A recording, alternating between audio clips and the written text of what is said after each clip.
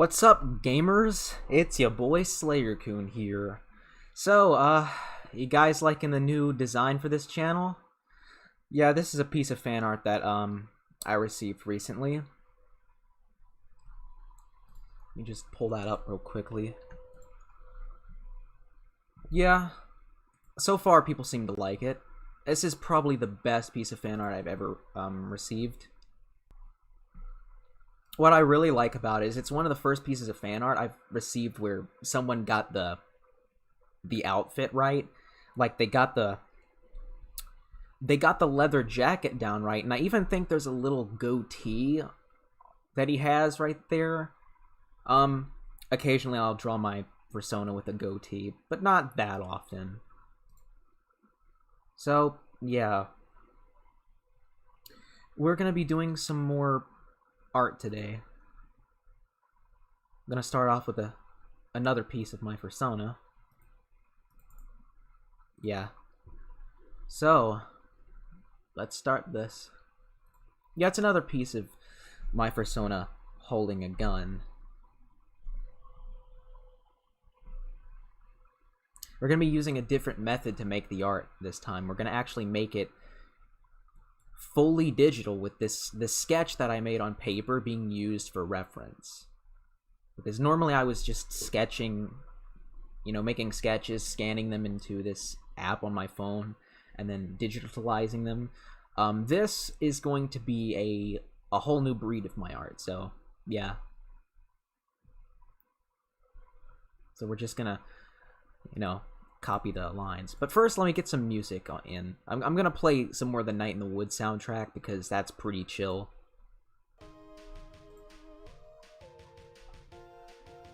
We listened to that in the last art stream.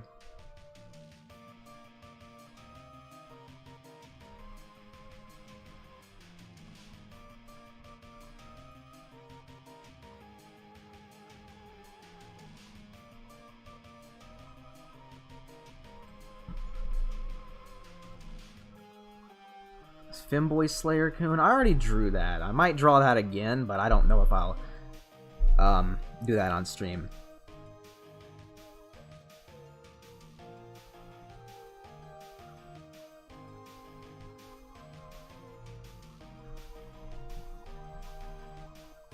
I'm only really doing a couple pieces, because honestly, doing digital art without a sketch reference is kind of hard.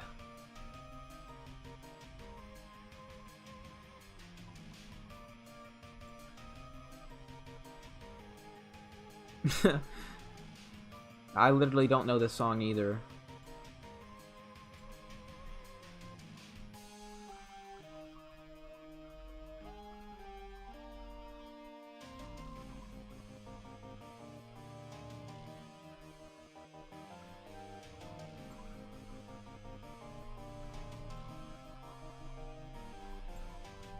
I've learned some new art methods too, like, normally I'll do shadowing and stuff, but I'm also gonna start doing lighting as well. So my art pieces are gonna look less flat when they're finalized, essentially.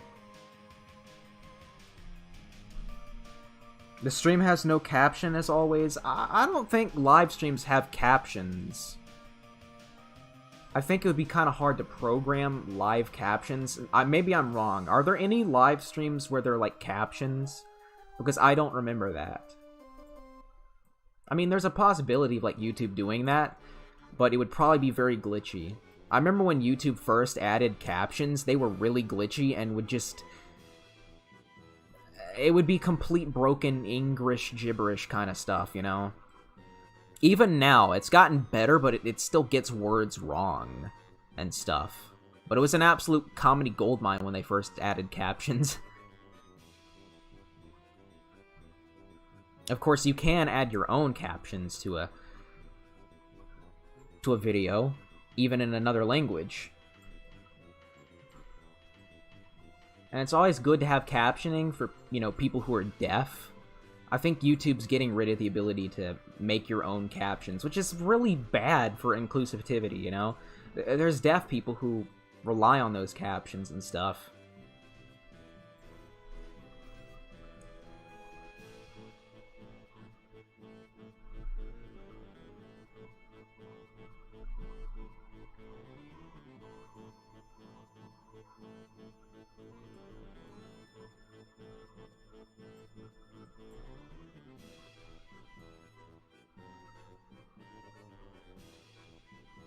Now, obviously, I think this piece is probably going to take a bit longer than my last one, because essentially I'm doing this from scratch with just a reference. Last time, I actually had it semi-completed.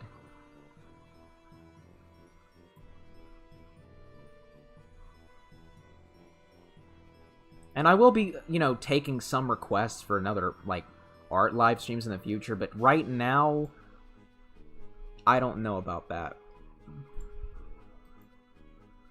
Get rid of that right there.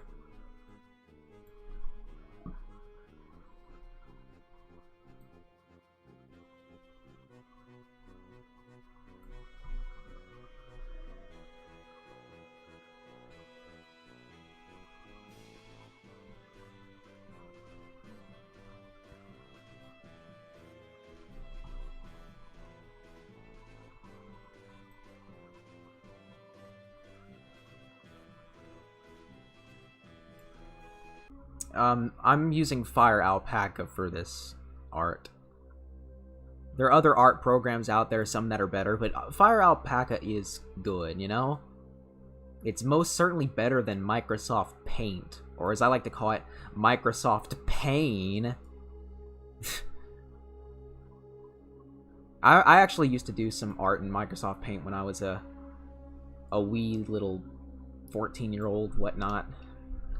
But, like, they're all gone, I think. I deleted them, or they were deleted when I had to wipe my system clean on my old laptop, because it got a virus one time.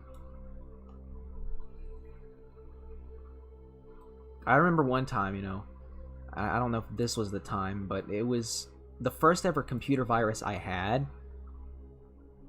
I was either 13 or 14. I was just browsing on my laptop on the internet when suddenly this thing popped up. This screen popped up that I couldn't click out of.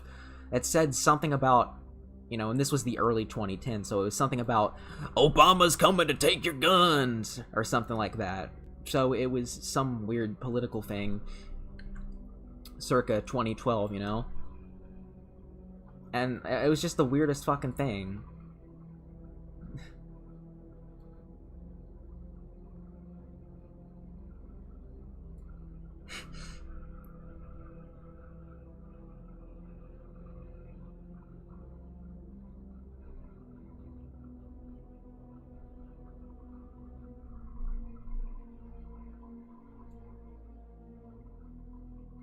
We have a 14-year-old in the chat. Well, that's fine, you know. That's the minimum age for, like, my audience, you know. And on my server, like, I do not allow people under the age of 14 on there, you know. I think that's the age limit for, like, Discord in general. Like, obviously they don't want kids on there for, you know, reasons.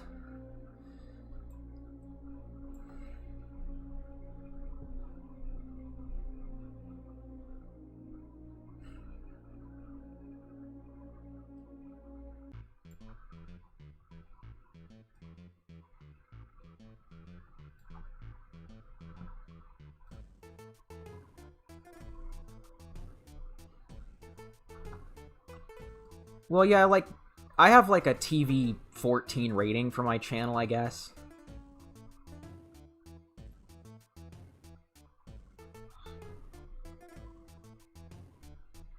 Yeah, like, the age limit is 13 on, like, Discord.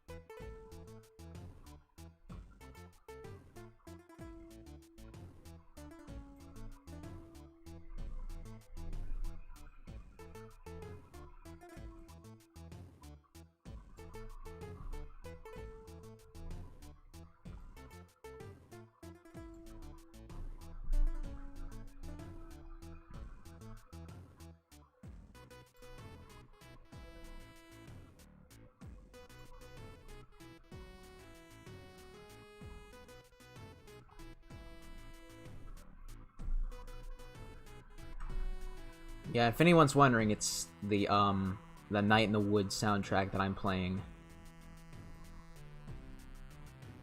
I don't know why. The music in here is more subdued, so it's better for art. Obviously, I mean, having metal playing in the background would be nice, but it's distracting when you're trying to play art. Play art? I mean, draw art. Excuse me. How do you play art?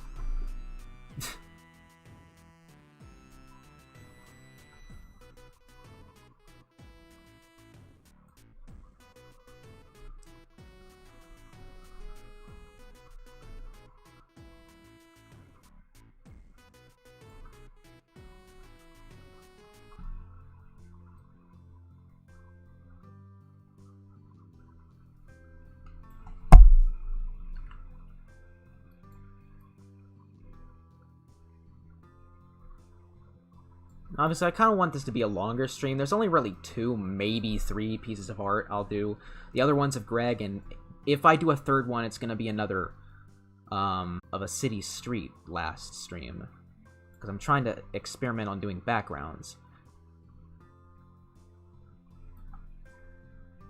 And of course, I said something about a possible webcomic. Possible.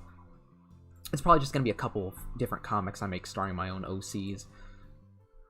Like Johnny the Deer, and there's also another character I have that's a cat, and his name is Zach. So yeah, maybe you'll see those characters in another stream.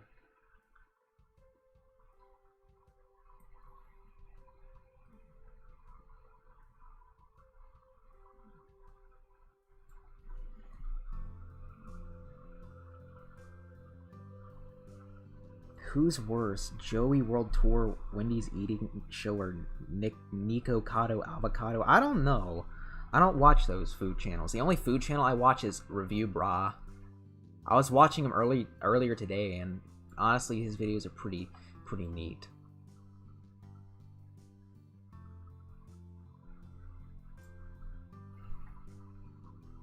You know what's funny about Review Bra? Is that the dude's like 23, so he's like a couple years older than me, I think. But he looks like a fucking 14-year-old if you've ever seen him. And what makes that even weirder is the way the dude dresses. Like, he dresses like a 50-plus-year-old man, so there's a lot of conflicting images with that channel, and it just adds aesthetic.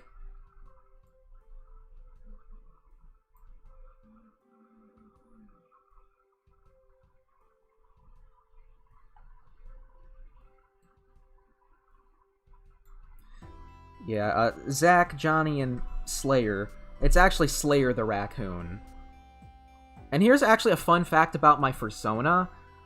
Slayer is just his nickname that everyone calls him. His actual name, which was the original name when I first came up with him, is Leo. So, yeah. But we call him Slayer. He prefers to be called that because, you know, I'll come up with a background story for that as to why he's called Slayer and not Leo.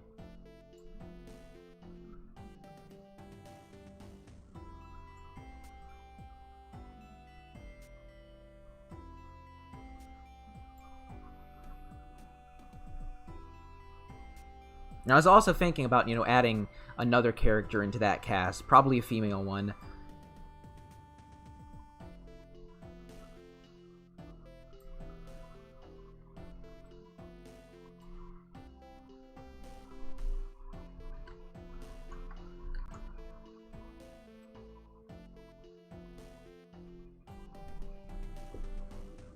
Yeah, I like Slayer, you know? I came up with the name Slayer-kun when I, was listening to Slayer albums as, like, a, 15-year-old, I think?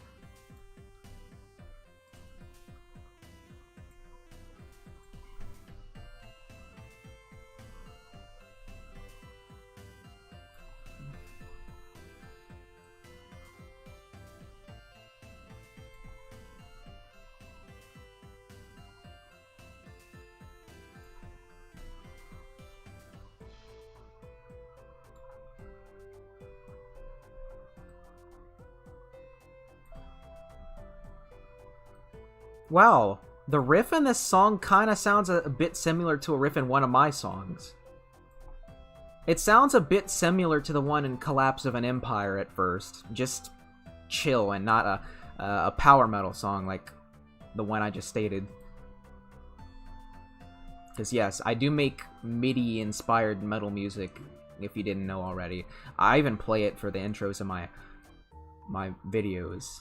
I've actually showcased a bit of it on stream, I think. Not a lot of people listen to my music, but I'm fine with that. I've always kind of wanted to be into music, along with, you know, a bunch of different things. Someone has told me that I'm a man of many talents with my multi-type. You know, while I'm at it, I'm gonna save this.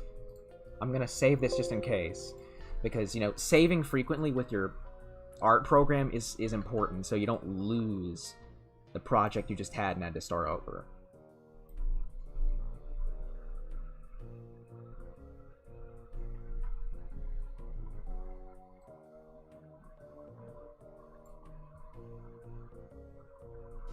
And again, I don't think Slayer is kind of a weird name for a person when you consider Sly Raccoon, Sly Cooper. You don't know anybody named Sly. You don't know anybody named Crash. You don't know anybody named Spyro. So it's kind of like a unique video game character. I'd work for like a platforming game of the 2000s, but with a different kind of edge to it. Like Shadow the Hedgehog, but done right, you know? Not forced edginess, natural edginess. The best kind of edginess, because edgy isn't always bad.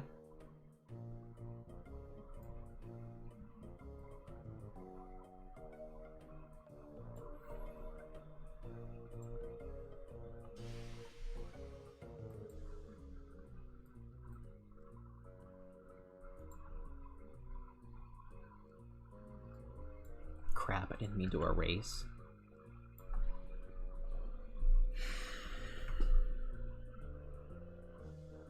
Where's Schmeeble? I don't know. Also, Schmeeble's a girl if you didn't know.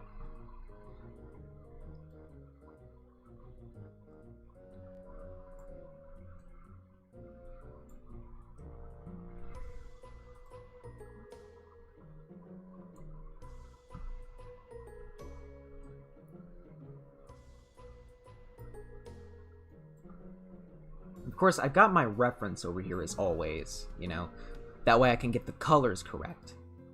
That's an important part of doing art, is to have a reference, so you get the colors correct.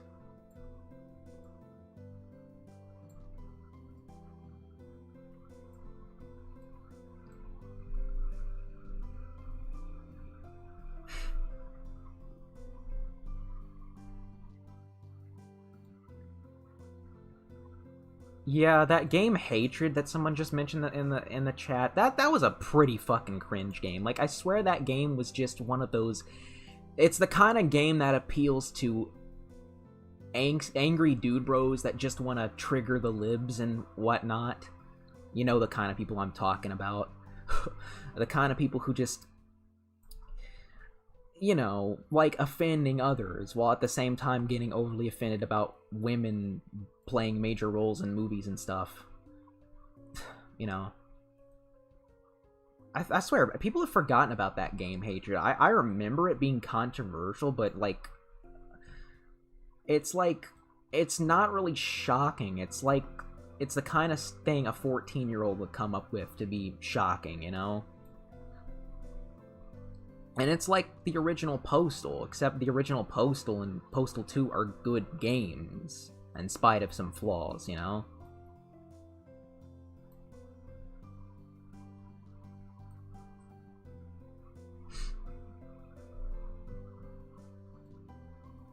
But yeah, that's the bad kind of edgy, when you're all edge, no substance.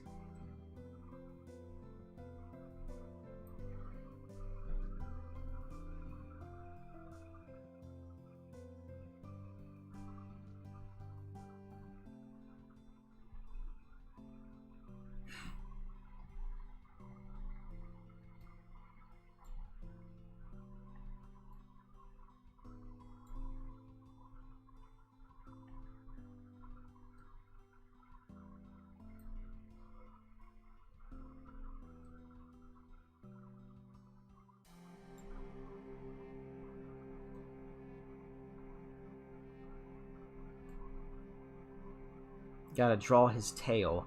Best part of a raccoon is the cute little tails and the masks. That's why I like raccoons so much.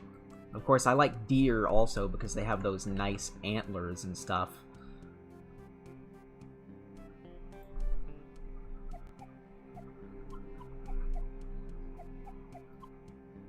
So yeah, we're taking our time with this.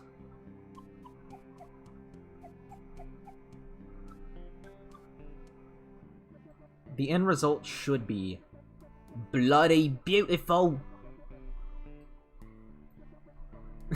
I don't know why I just did a British accent right there. Apologies to any British people who are watching. I'm not like one of these people on the internet who's like, oh, British people be like, and you know, all the stupid jokes and whatnot. I don't know why it's become the cool thing to make fun of British people. I remember, like, it used to be that British people were awesome and they had the nice... Everybody liked their voices because they sounded smart. But I don't know. Things change. Sometimes they change for the worst. I actually did a brief British imitation in my latest review, so I honestly... Obviously, it's not like I'm making fun of minorities or anything. I'm not that kind of guy.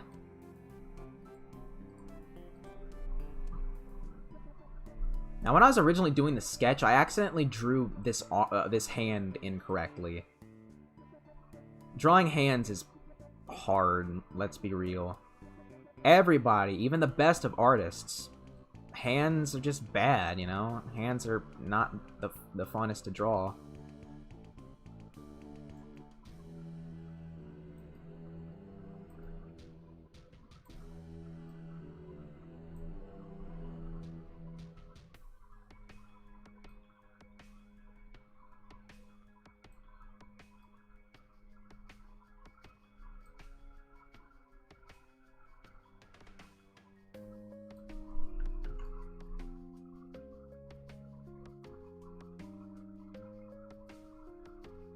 Huh, this melody wouldn't sound out of place in a late 90s, early 2000s pop song. Like one of those adult alternative kind of pop songs. I don't know why. That's kind of what it sounds like.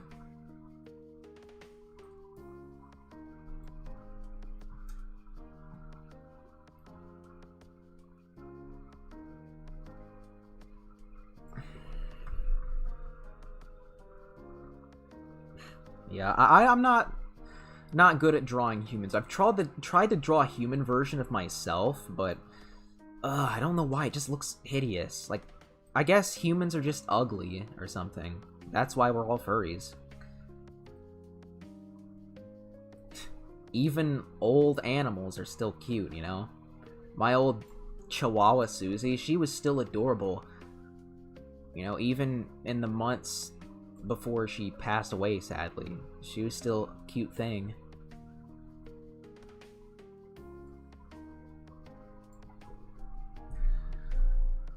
So, we got the gun down. And this is a desert eagle that he's supposed to be holding, if you're wondering. I did a drawing of him holding an NES Zapper previously.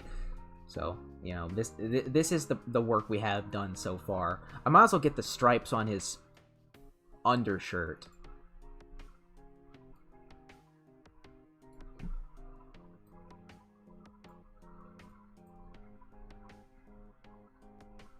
You know, my Persona's leather outfit with the striped shirt kind of reminds me a bit of the one Haida from Agretsuko wears every now and then.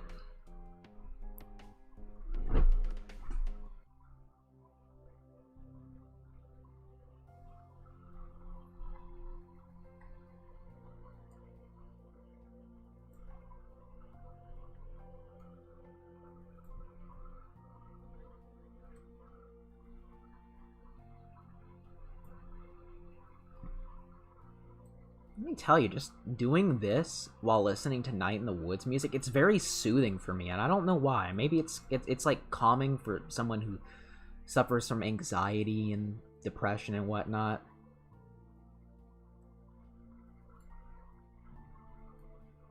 Like, it's just really soothing.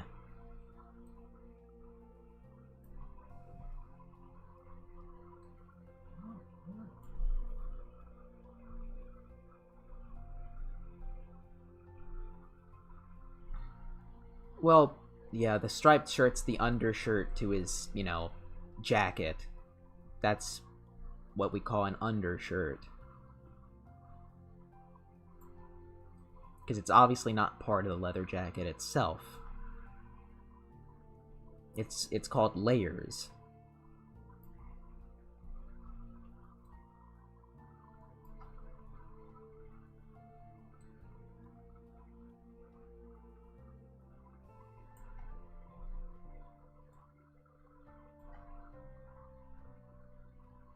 So we're almost done with the initial sketch.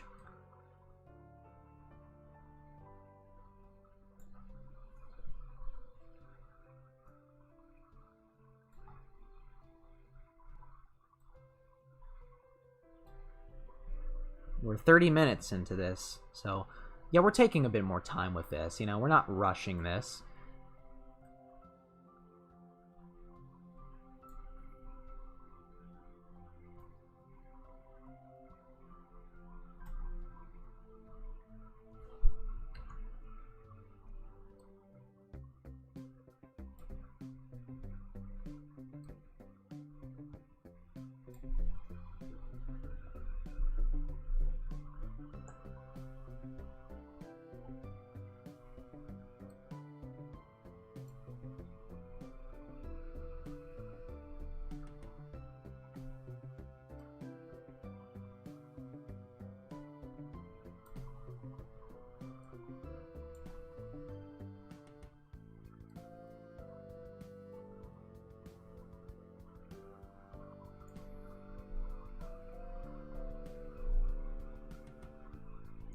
So yeah, I think...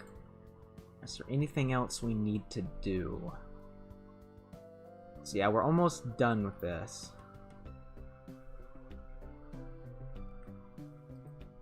Yeah, we gotta do some lines on the gun. That's about it, I think.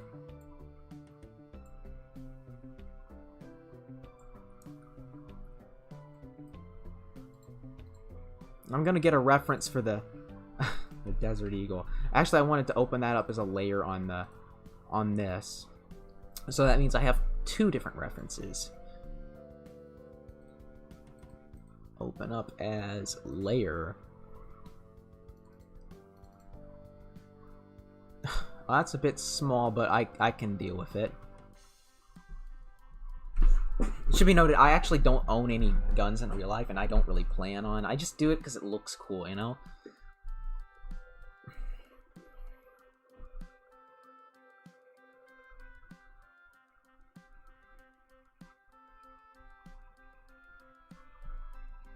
So,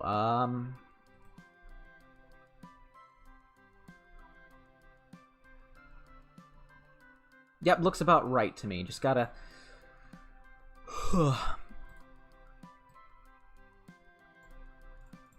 do the coloring now. Start off with the fur. That's what I always start off with first. Because my persona's gray fur is probably the thing that kind of... I don't know, first pops to my mind.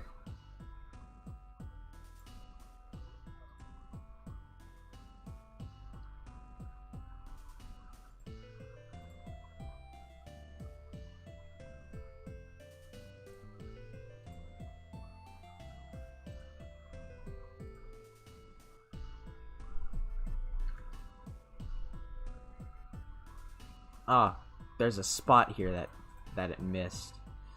Sometimes it's not perfect, but, you know, there'll always be complications, but you get through them. I'm a great YouTuber and an artist? Well, thanks. Actually, you know, the thing about guns, I don't oppose guns. You know, I just oppose American gun culture because it's really rooted in right-wing extremism. Not gonna lie, you know. A lot of people who own, like, tons of guns are just people who own it, you know, for paranoid reasons.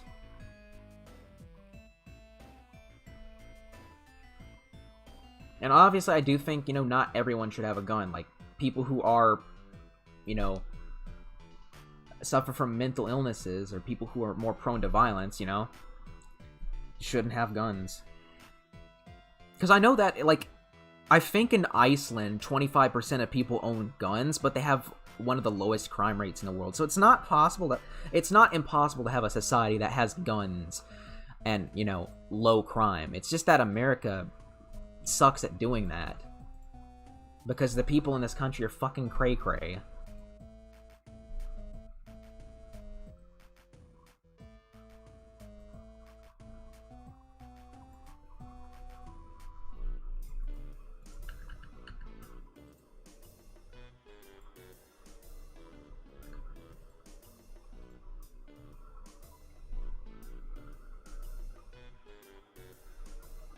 Let's do the teeth. Gotta make sure I color those in.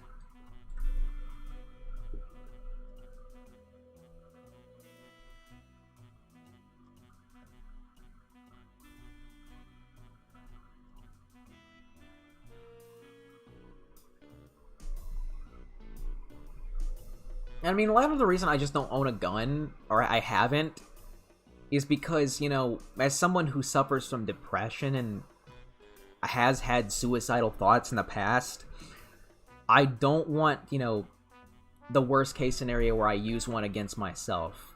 Obviously, I would not want to use one against anyone, like, even in self-defense, you know? Like, the idea of actually killing a person, even in self-defense, that's not something I'd want to do.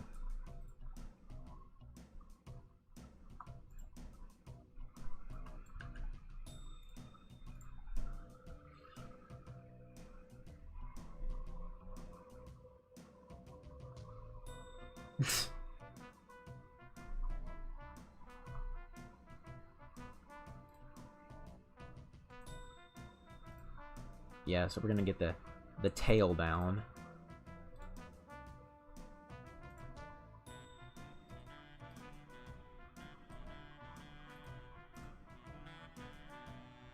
Obviously, there's gonna be a couple of little splodges of white here and there that I gotta get down.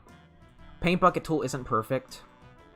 If you turn the, what is it? Tolerance up too high, it will just fill in, like, the entire canvas, that certain color.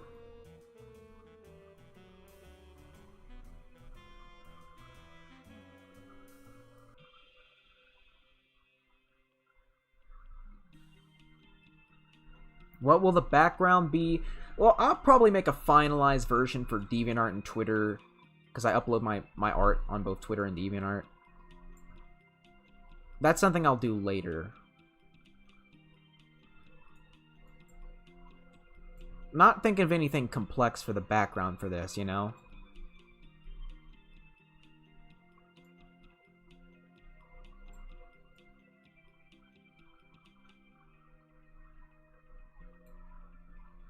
The music in the background right now kind of reminds me of the mall theme from Vice City.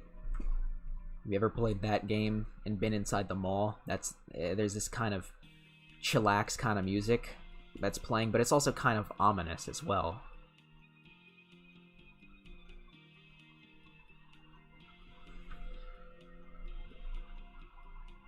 So, I think we're done with the skin. Let's just get the jacket down first.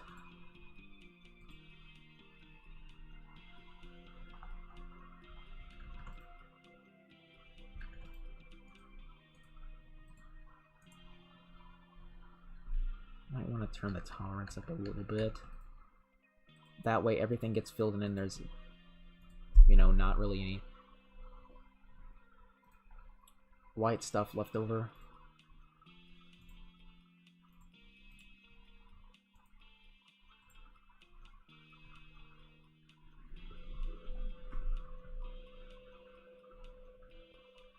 Worst game in the GTA series, I'd say the GBC ports of GTA 1 and 2. There's also Advance and Online. Online is an obvious fucking, you know, example.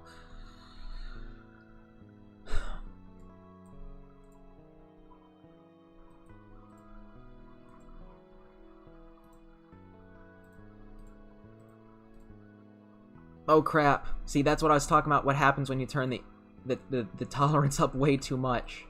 Even when I'm turning it down, it's still doing this whole BS thing. And I don't know why. I want to zoom out. It looks like there's white outlines, but there's barely anything there, actually. And we'll do the shadows later on, so because it looks too flat right now, but when I get done with it, you're gonna love it.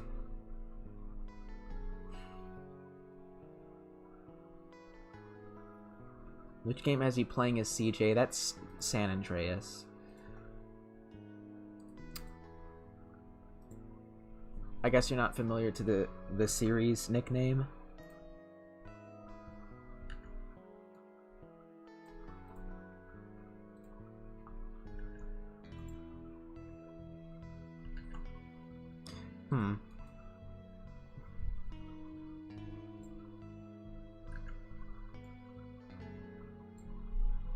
There we go.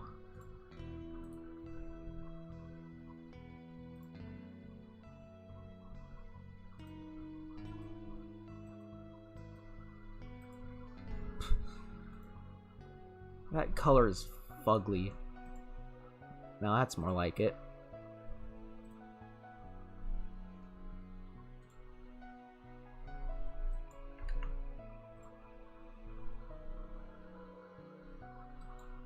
Well, I might add a line underneath this to make it look more convincing. Not the best at drawing guns, but whatever.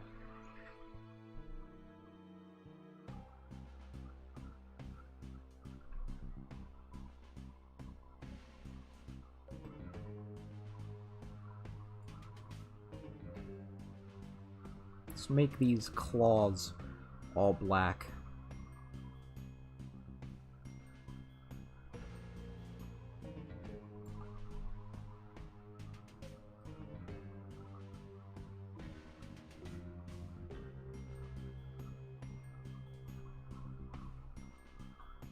There we go.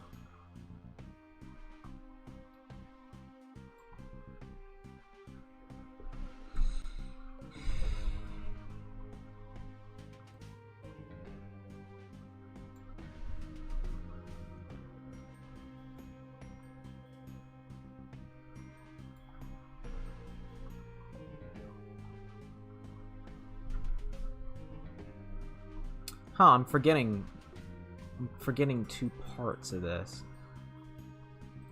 Yeah, sorry, the tolerance issue still happens. But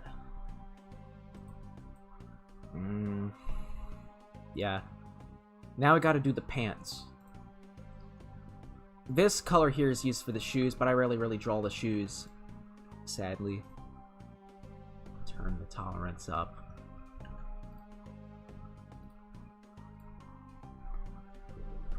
So, that leaves us with one more thing to do.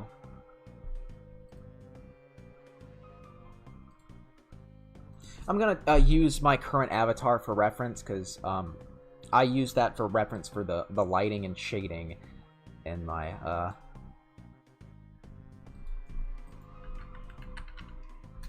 new art. So yeah, I'm gonna take inspiration from this.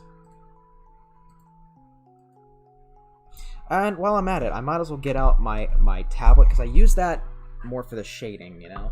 It's easier that way.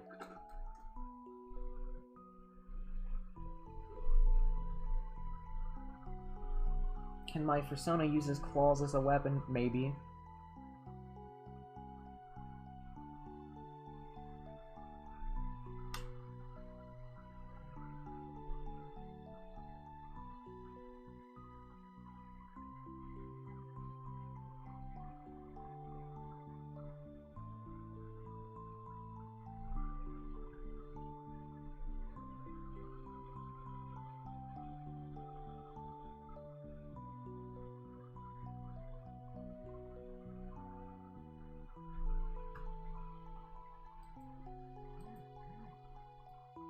There we go. Get rid of these little annoyances over here. Just color that in. So it's lighting, it's not shadowing, it's more... Well, I would say realistic, but I'm not going for a realistic style with my Sona.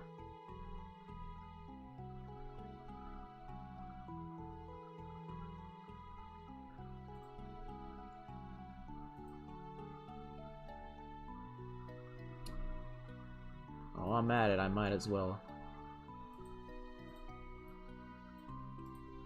do some shading.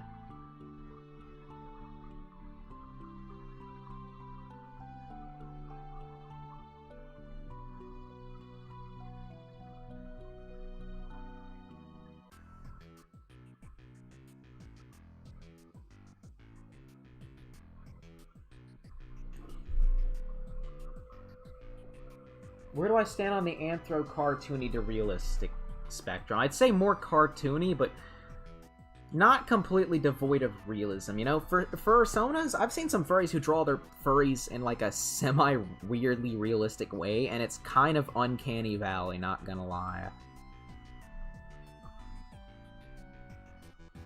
No offense to the artists that do that, but it's just, you know, I don't like anything that's overly cartoony or overly realistic. Something that strikes a perfect balance, you know? And a lot of furries don't really have their own unique style, unfortunately.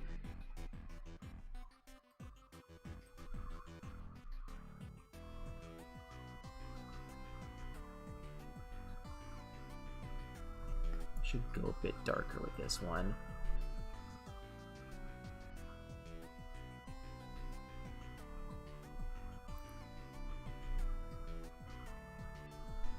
Crap, let me do that again.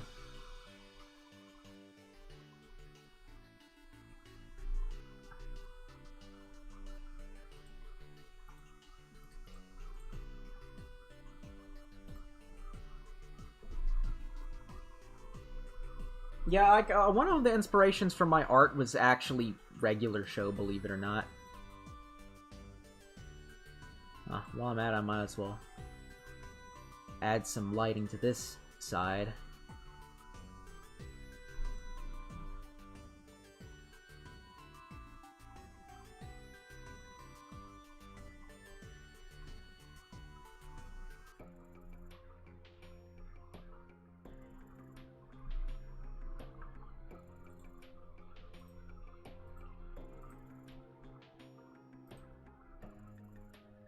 Because if you guys don't know, I'm a massive fan of regular show, but I do try to take other inspirations. I don't know what exactly, but kind of my own style.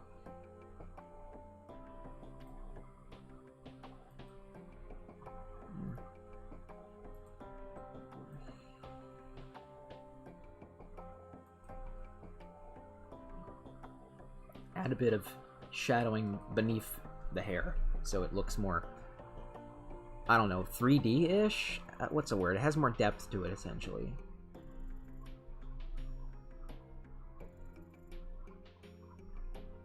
I must say, you know, I was not really good at art until this year, maybe. Last year a little bit.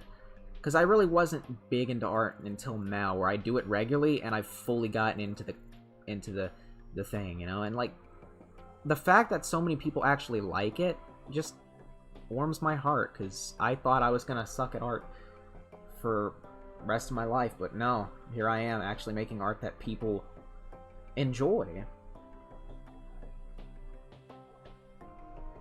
I still wouldn't say I'm a Picasso. Obviously, I don't want to be Picasso, but, you know, my own kind of thing.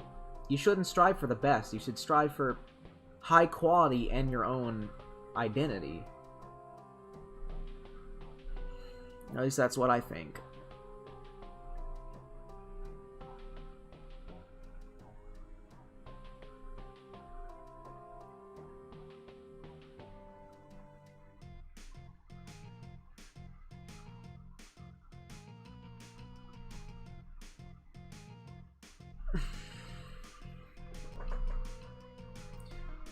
Yeah, I always do shading in the eyes, GameCube.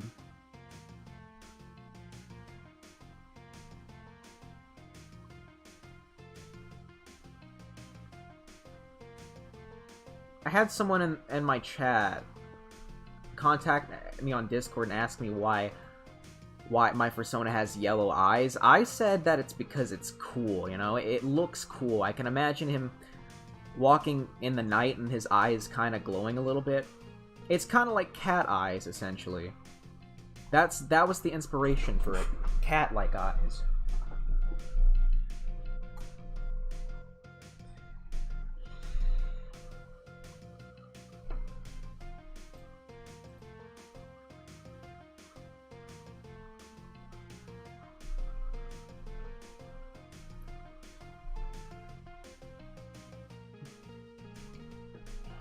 Well, excuse me for a second, I'll be right back.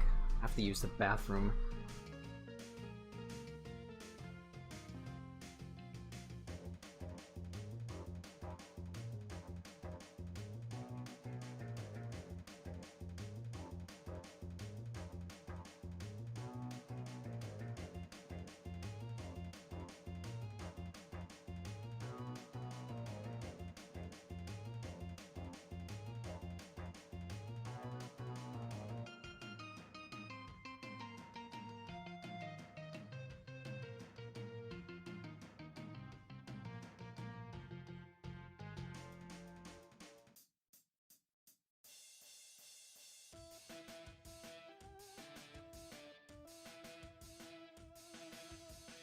In case, I'm back.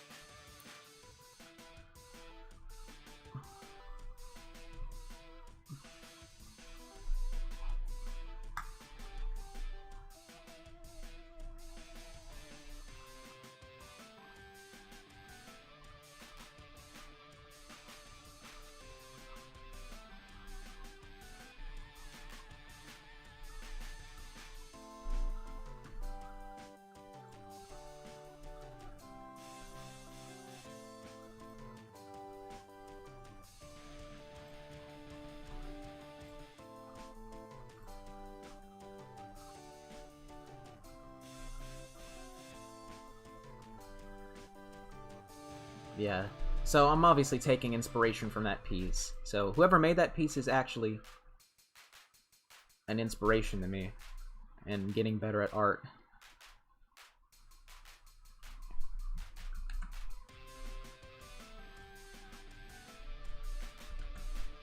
Huh, I think this track is Weird Autumn from the Night in the Woods soundtrack, but with the bass cut out of it. Because I don't hear any bass to it, so yeah. It's Weird Autumn and Justice for All syndrome.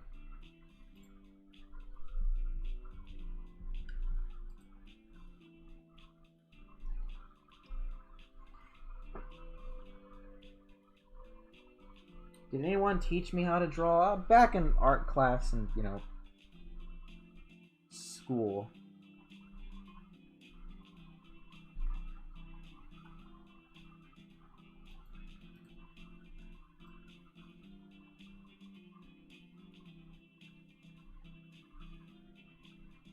But I'm kind of self-taught at everything, to an extent.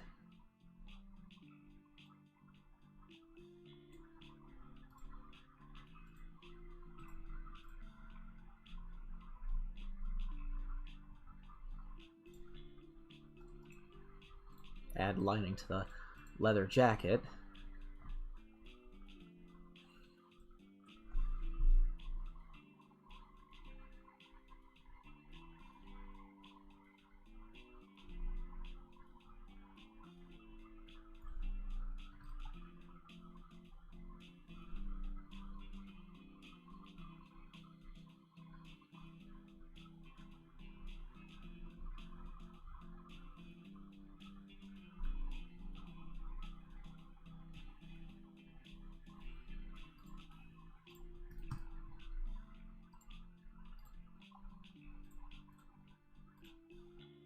So, major improvement to my art.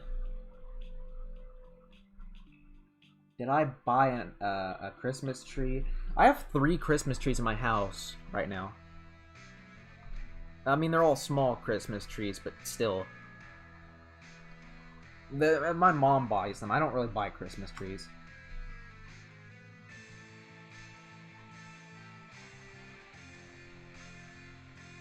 Yeah, I'm just drawing my character here, Jeremy.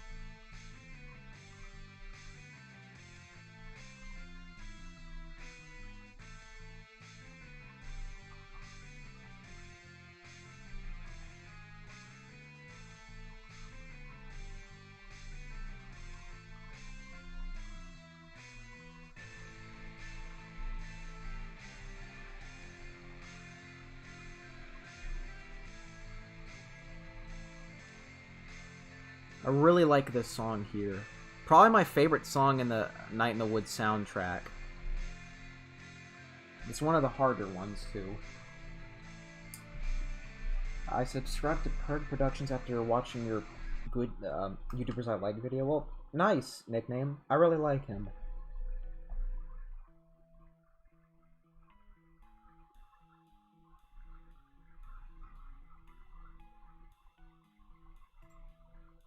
Yeah, we have to do the shading on the other part of the jacket. Forgot about that.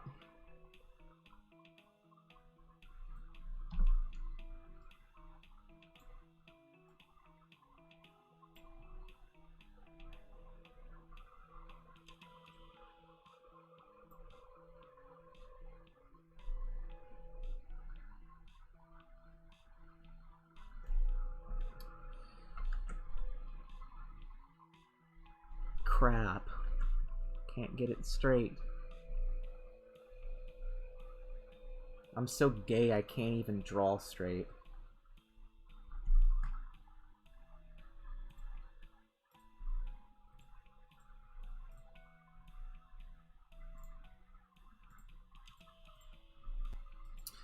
And now I need to rectify a couple problems that this has caused. Mainly that thing going through there. Huh.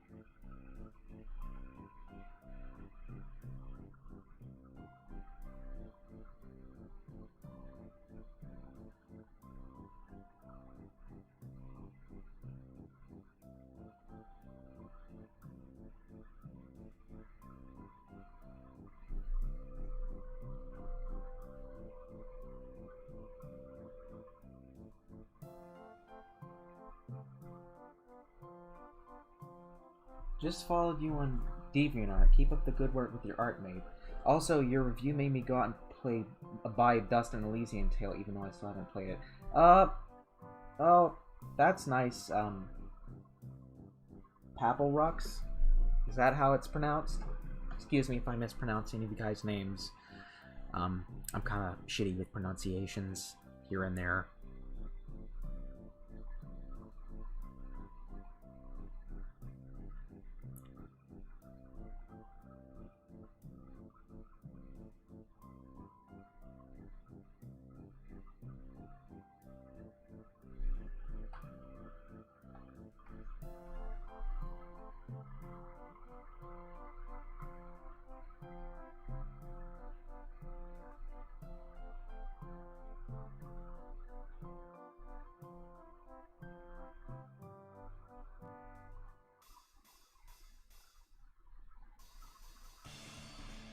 Ooh, some heavy stuff.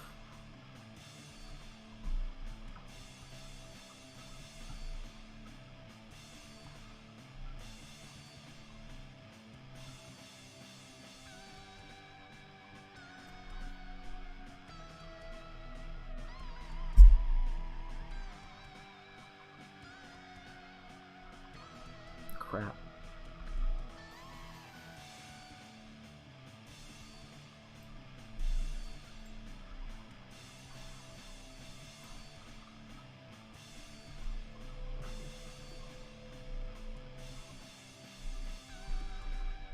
Who would win in a fight? Slayer Kun versus Combat Wombat? I've heard of that dude, but I've only really watched him like once.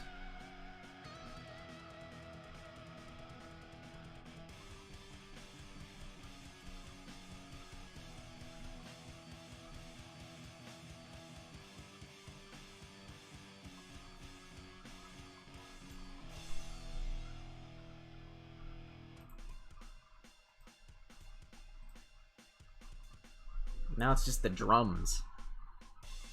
It sounds like the drum track being stripped out. I don't know what this is doing right now.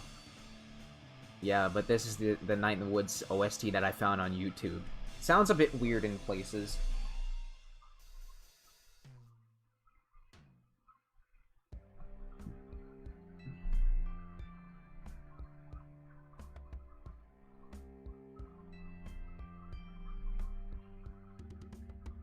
It's a shame I'm not a very popular YouTube. I could have been. What's the best video game OST? I don't know. I might make a video about that, because whenever people ask me, what's your favorite this, I can't give a concrete answer. I just really can't do that exactly, because, you know, it's kind of hard for me to say.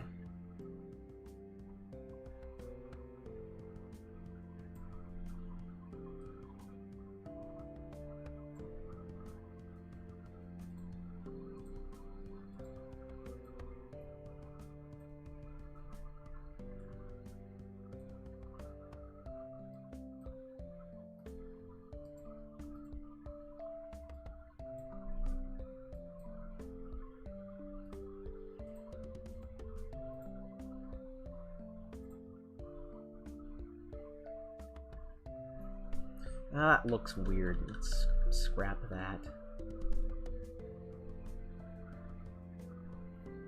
Do the shading on the pants.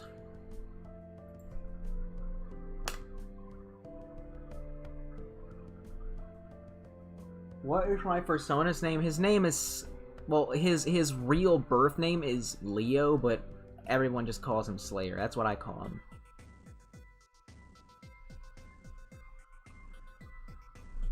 In fact, Leo was the original name for my persona when I first made him, but that's changed.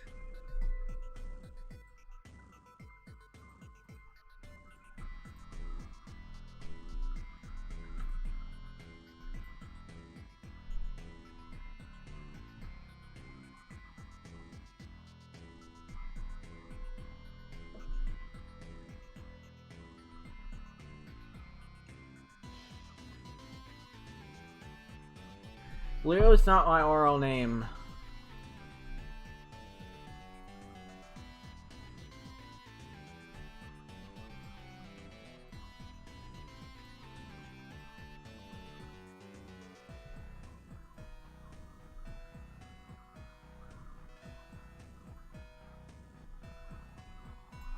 Crap.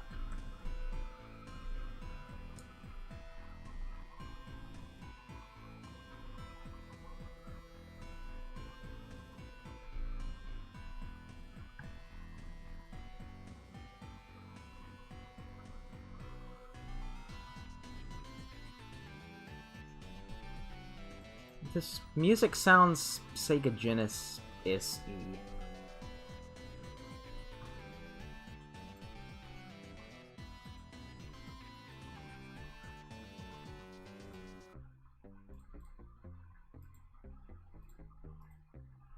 Crap.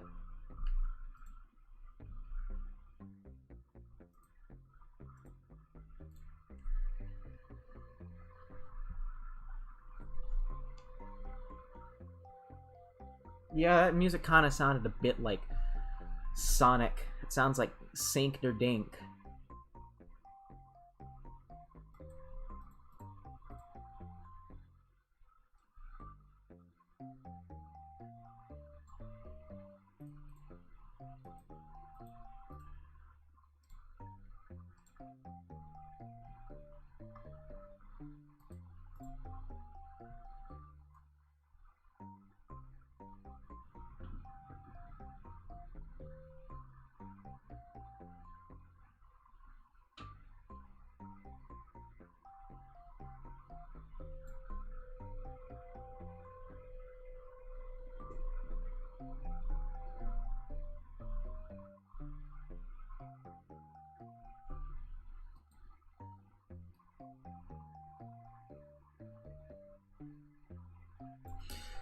Shadow's too dark.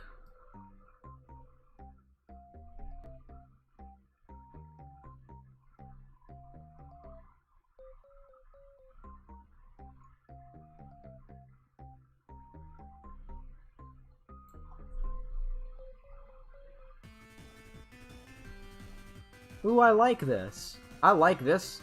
I like this song right here.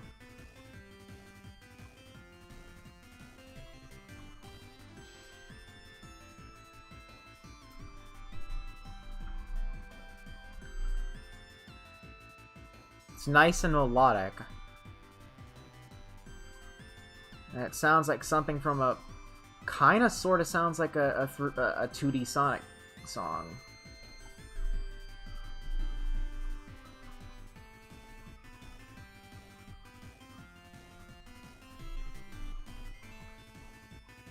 Add a bit of shadowing to his fur on his face. Too dark.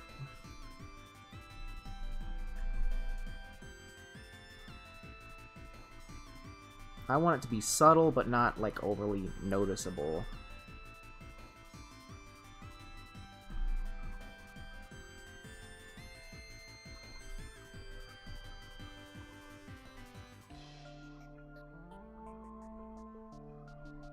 I think we're almost done with this. I think.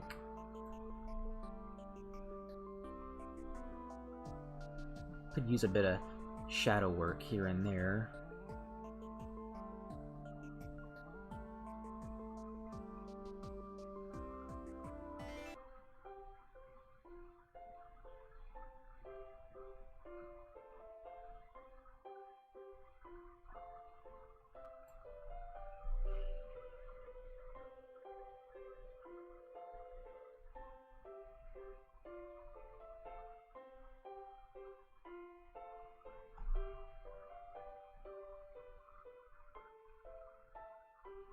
When will World of Darkness appear in stores? I don't know.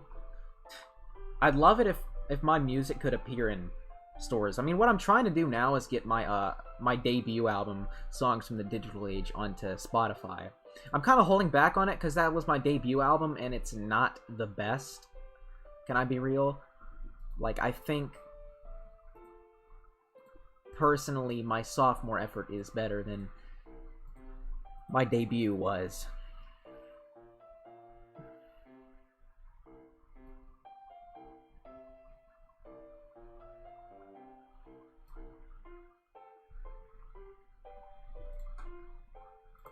I mean, that was the first album I made, so it's kind of a mess. It's kind of inconsistent. Some of the sound quality is kind of crap.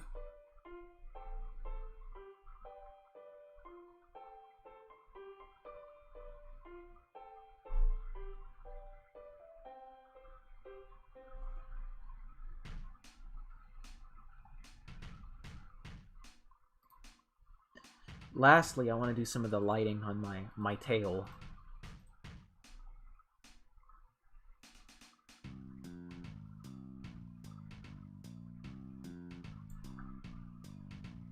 You know, the cool thing is, if we were furries, we'd have an extra body part, our tail. That would be awesome to have a tail. Although, how would you get into pants with a tail? Is there like a hole in the pants? That's something that's always kind of confused me. You know, but it's cartoon logic, who cares?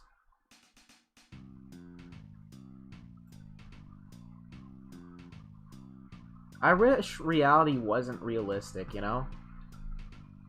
I wish I could get smashed with a giant mallet and then survive. I wish I could fall off a cliff. Just make a giant hole in the ground and then walk away as if though nothing happened. I wish I was a cartoon animal. Don't we all? But no.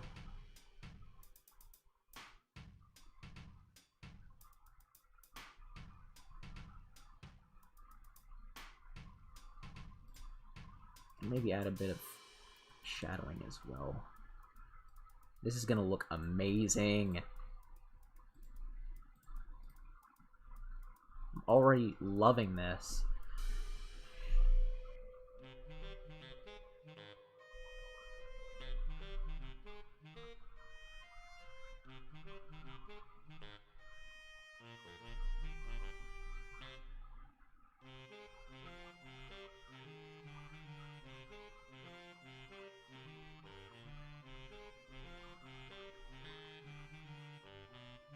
Well, I think this might be finished.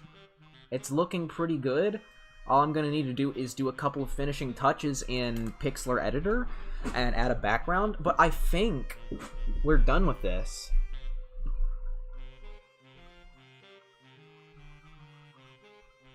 So, what y'all think?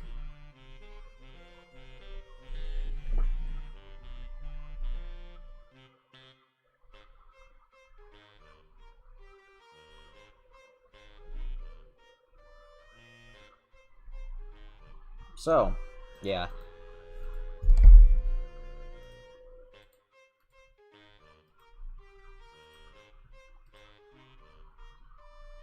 I think that's it for that piece.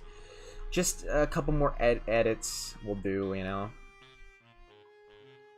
But I think it's time to move on to something else.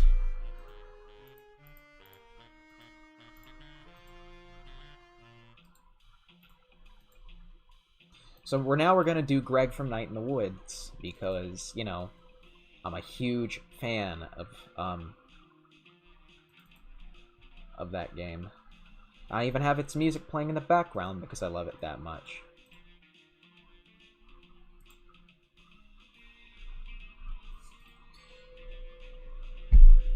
So, yeah, we're gonna be doing. This is one that I did with the traditional sketch scanning kind of style, so it's still got that pixelated, jagged kind of look to it.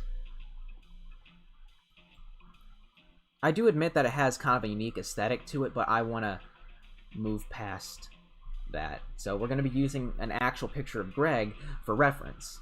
Obviously, I'm doing some touches here, like adding hair to it. I don't like furries that kind of look like they're bald. I like giving them hair, even if it blends in with the, you know, their skin and stuff.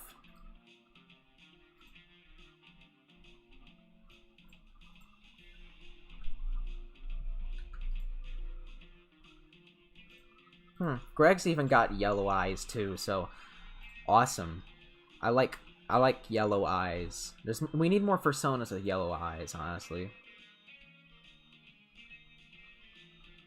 Because plain white eyes, not my cup of tea. It looks nice on a lot of animals, but sometimes, you know, you need to add a bit of, I don't know, personality to your persona's eyes.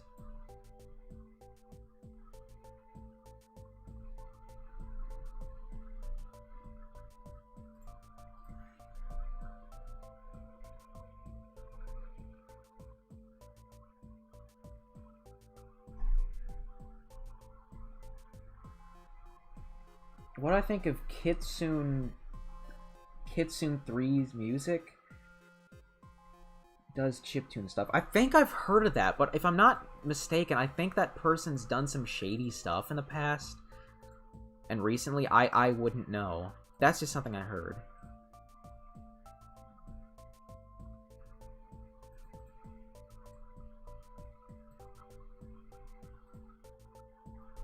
Let's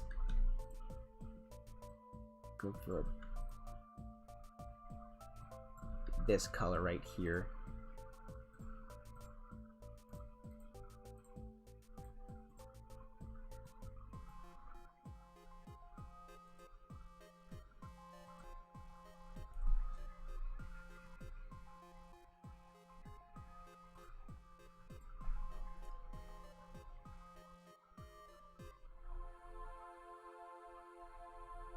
Anyone else miss CRT TVs? Yeah, I kind of do too, Nickname. I remember when TVs were big and thick. They were thick. You got a TV that's thick. Now they're all thin and flat. Obviously, quality has gotten better and stuff, but I remember playing GTA 3 on a CRT TV with my friend over at his place. He's got a bunch of vintage stuff. He's kind of a hipster who's into vintage things, so, you know, he's pretty neat. He even collects vinyl and stuff.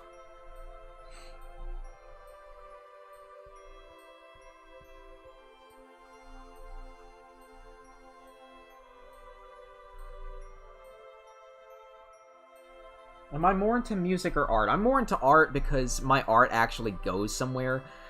Not many people know of my own music, not gonna lie. My music never really caught on. Although I do plan on continuing to make it. It's just that, you know,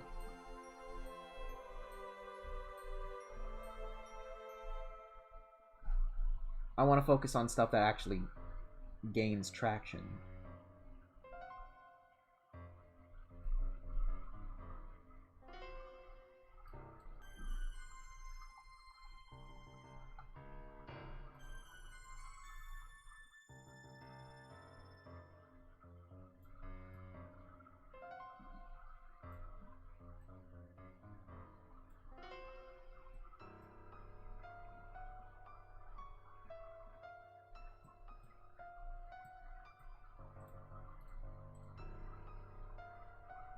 So, that was pretty quick, but all we need to do now is the... How about some lighting?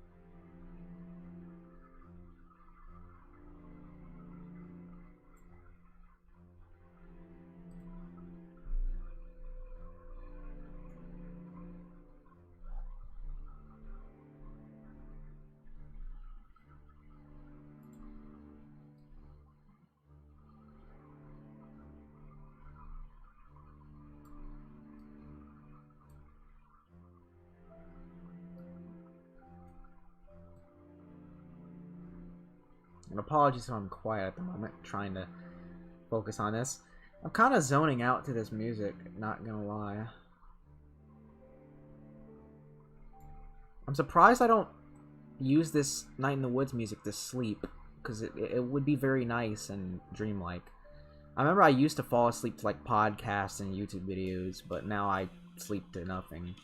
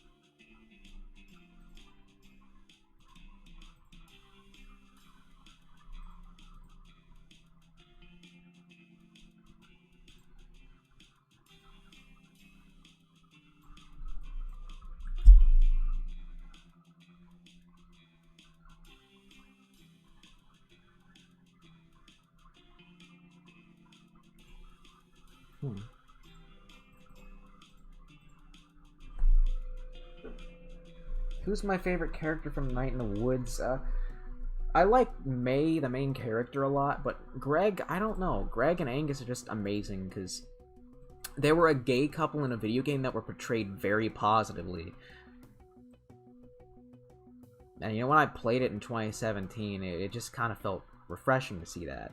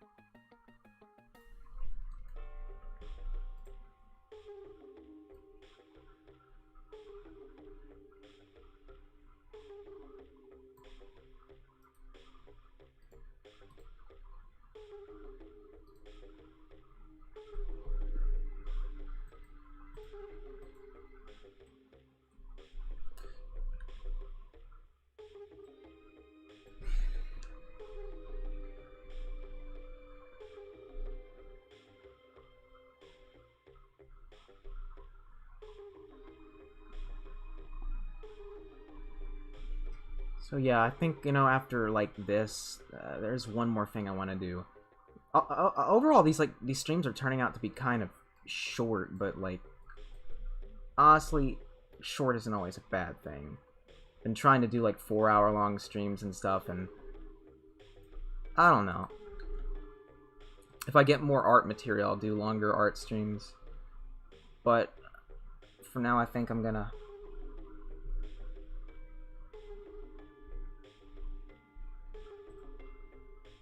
you know...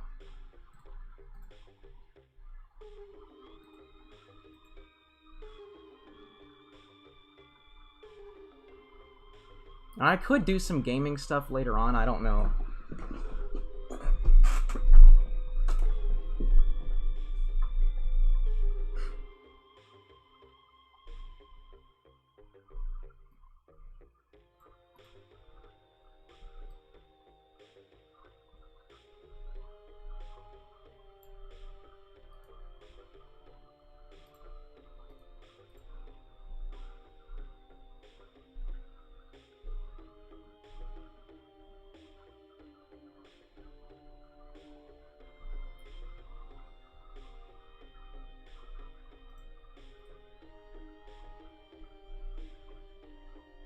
Someone's mentioning Fred was the first YouTuber to gain, like, become mainstream. Yeah, that's something you gotta remember, you know. People think YouTube's bad now, but, like, back then, YouTube's glory days, that was the most popular YouTuber, some screaming prepubescent kid.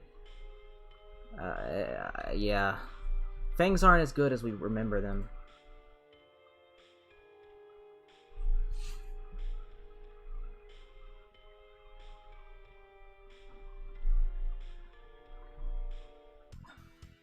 Ugh, God, I feel kind of sick to my stomach right now.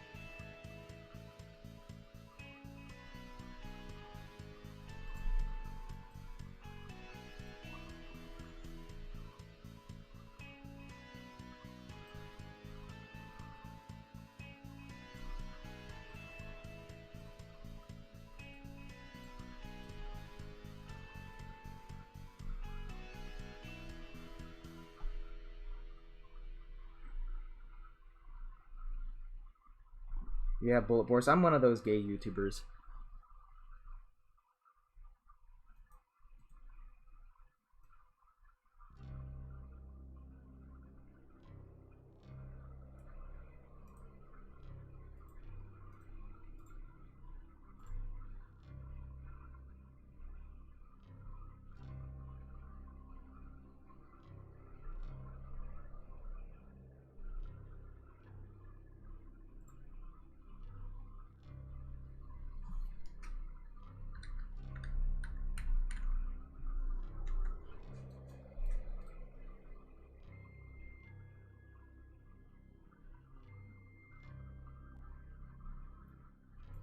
Shit.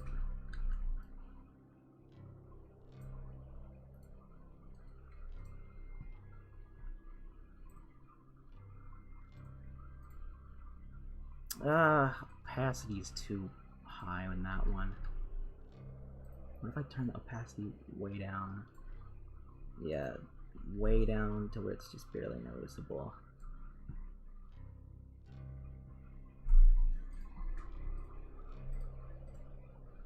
Crap.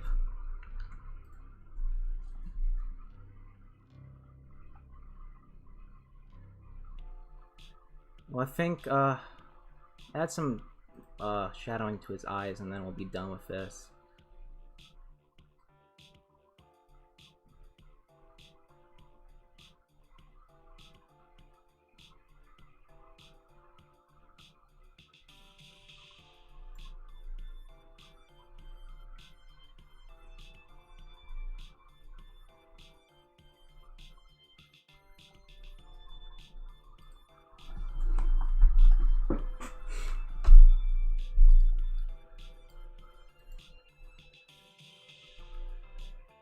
Anyone remember interactive videos? I don't know. Like, are you talking about the 360 view videos? Because those are out there on YouTube. A couple of them, you know.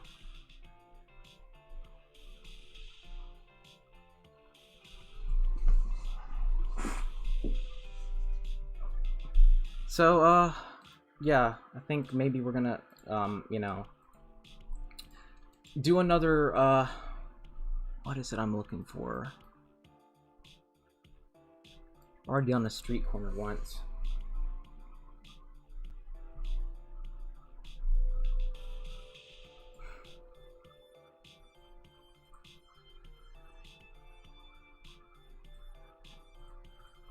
Yeah, I think I'm gonna do another, landscape or something.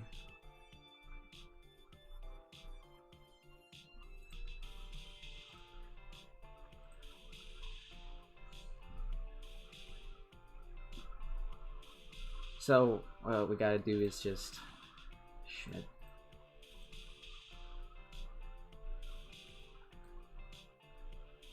Yeah, I've done a couple of these landscape, drawings here on YouTube, but, yeah, just one of them.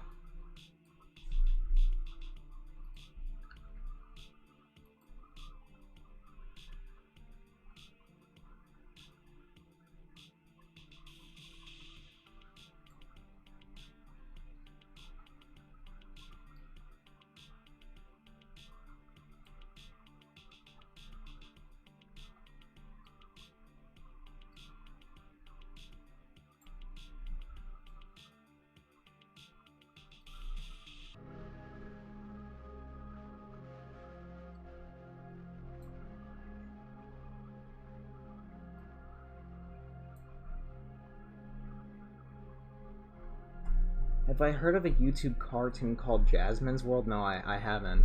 What's it like?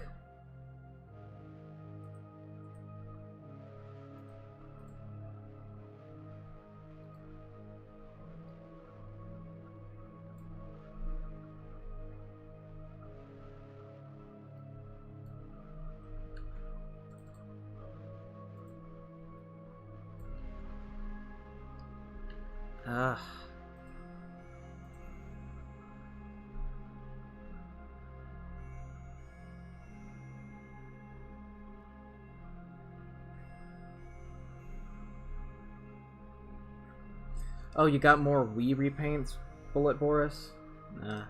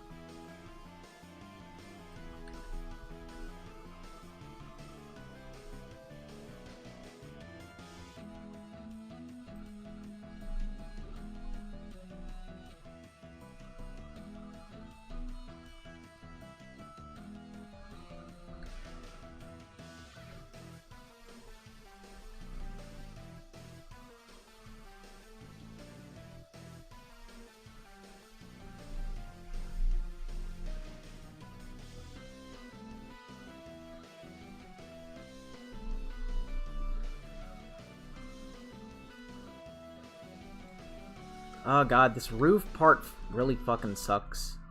I hate doing roof. Maybe I'll just extend it past the outline, the reference. Obviously, I'm not trying to be 100% accurate here.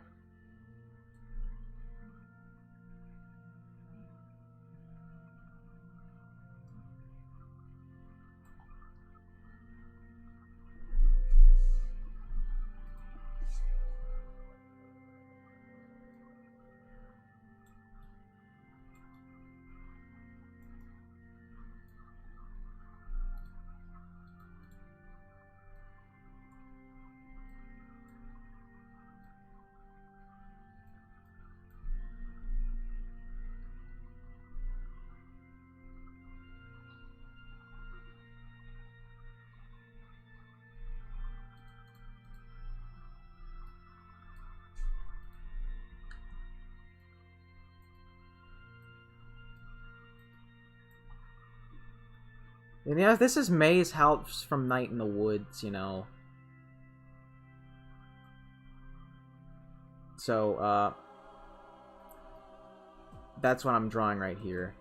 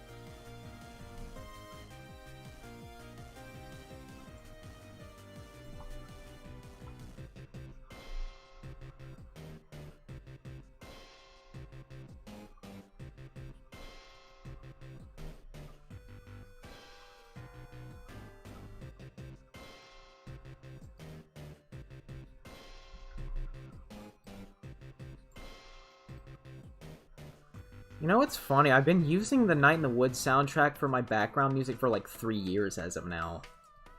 It's been over 3 years since this game's been released, and you know... actually, by next year in February, I think it will have been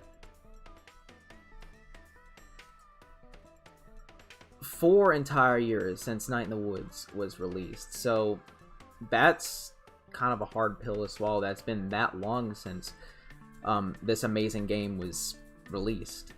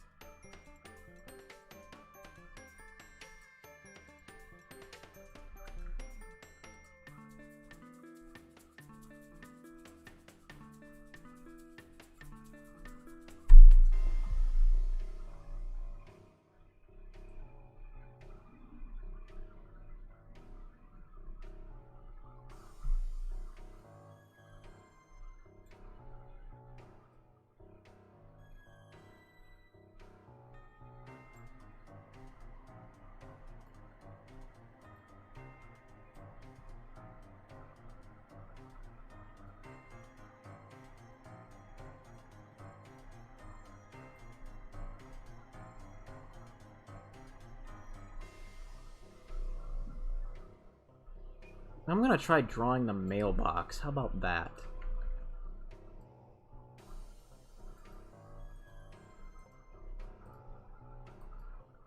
So this is a more accurate kind of, I don't know, repaint.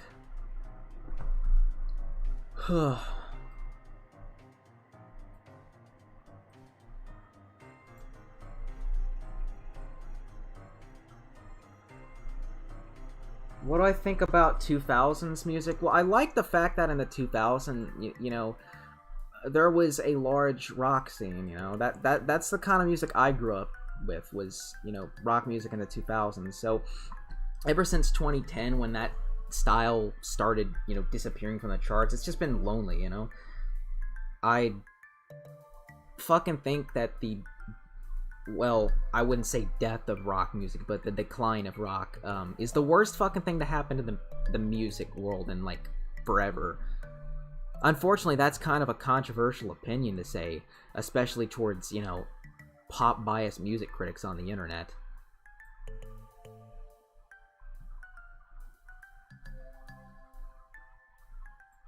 I don't think I'm gonna draw the power lines. That'd be nice, but that's too cluttered.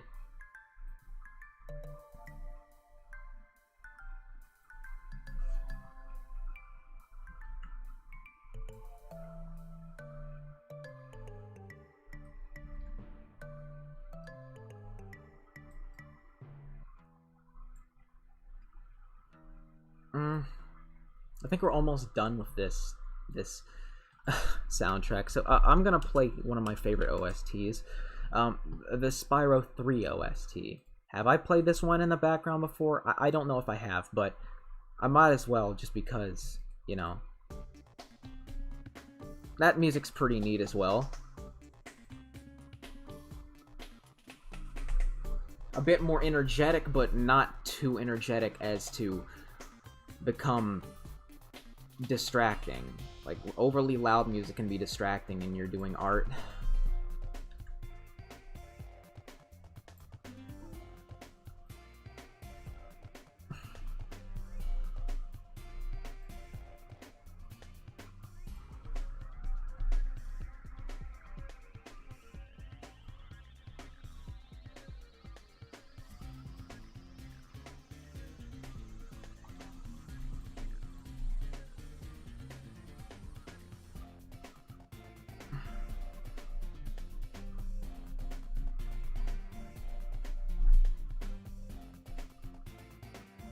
The greatest thing that ever happened to music genre was the day disco died. I don't agree with that, you know? Obviously, I wasn't alive in the 70s, but my parents were, and they always tell me that disco was, like, the most hated thing ever, you know? It was kind of like the dubstep of the 70s in a sort of way.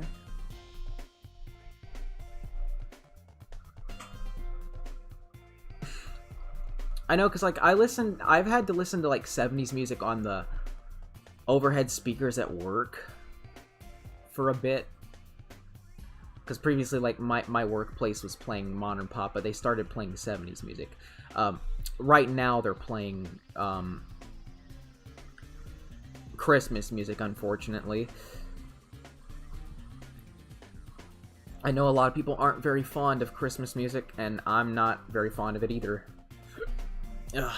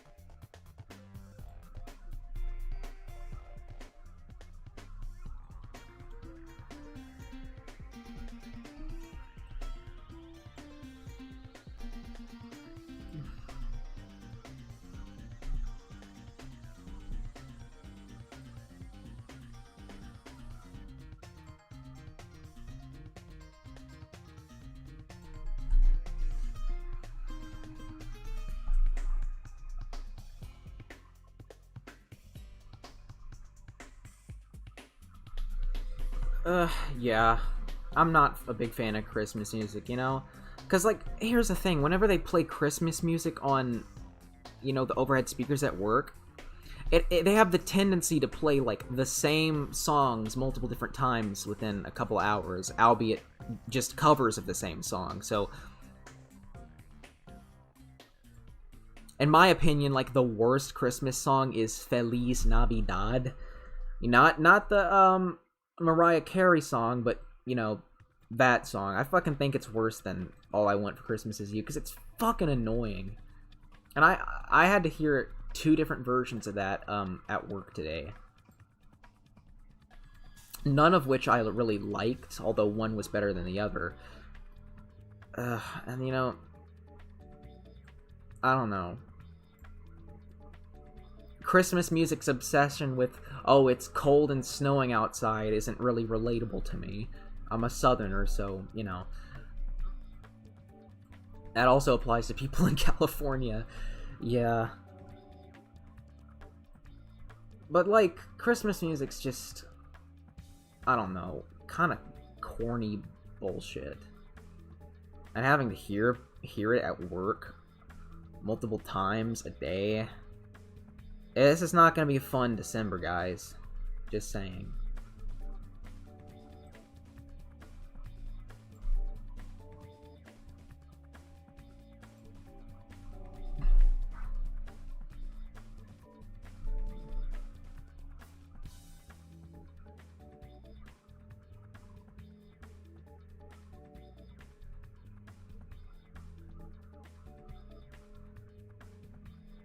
So, what's this look like so far?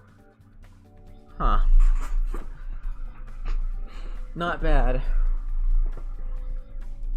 I'm gonna open it again for reference. So I can get the colors down.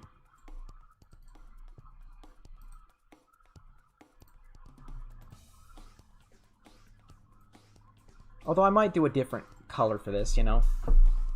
Actually, no, I'm gonna do this accurately. This is gonna be kind of essentially fan art of Possum Springs.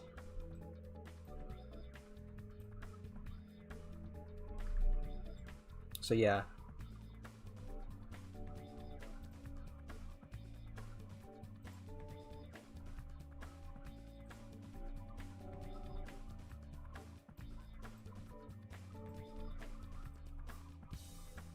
That's about right. Kind of an ugly color for this house, but not all houses are created equal, I guess.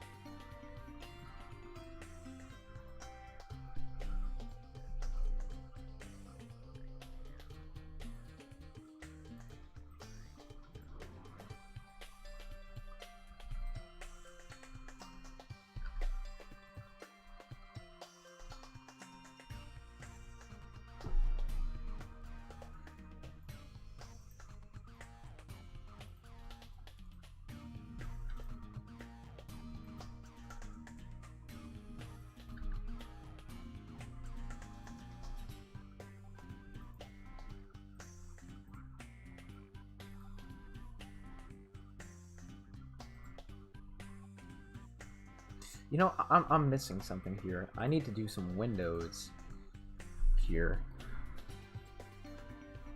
Just some small windows here. Windows XP, Windows Vista, Windows 7, Windows 8, Windows 8.1, Windows 10.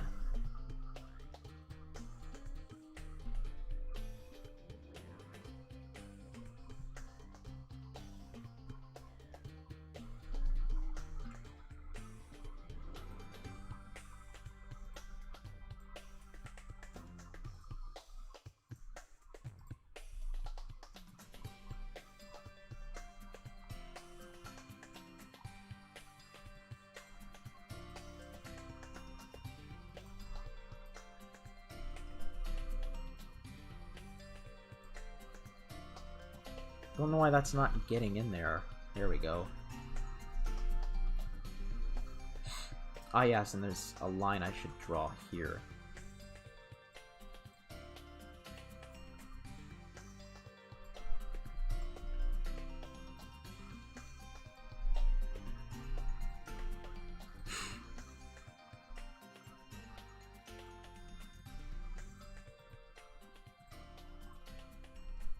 That was the wrong color.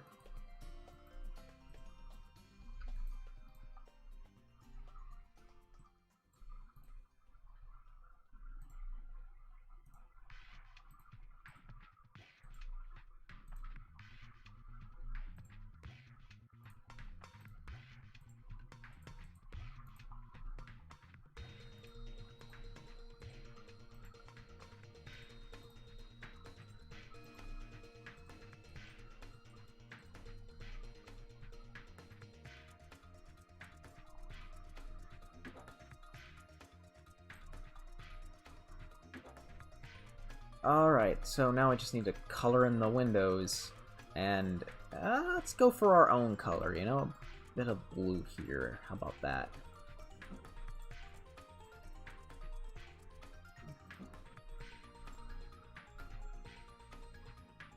Oh yeah, and the mailbox. I forgot about the mailbox. How to...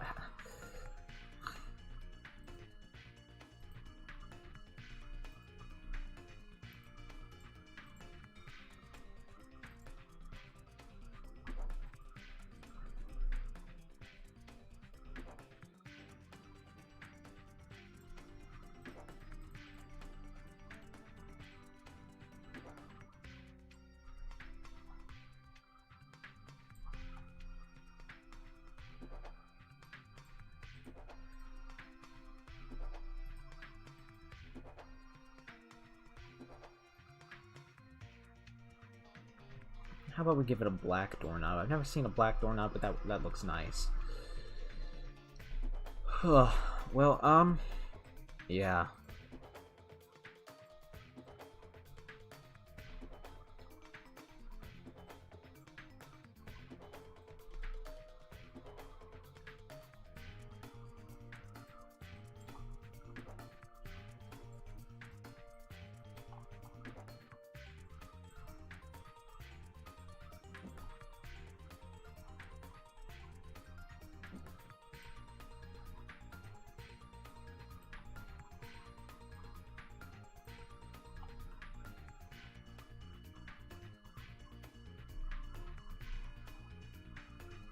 Well, I think that's it.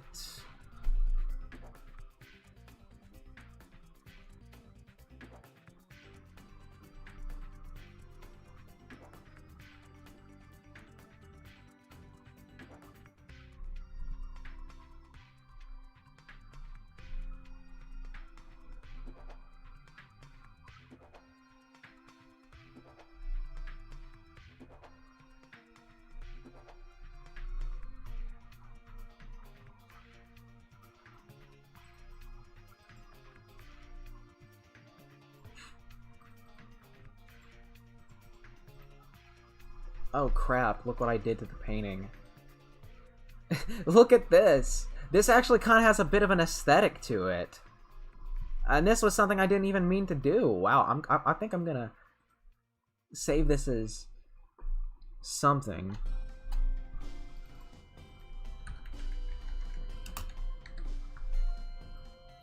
But I'm not gonna save that version. I need to get this down right.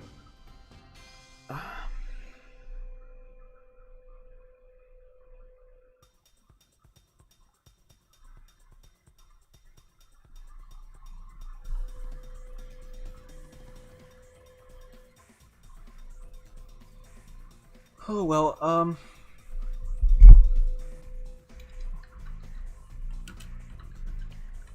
I'm feeling kinda sick, not gonna lie. I don't know why. Maybe it's just my lack of sleep or something, but, I don't know. What's my aesthetic? Anything, you know, metal related's kind of my my aesthetic.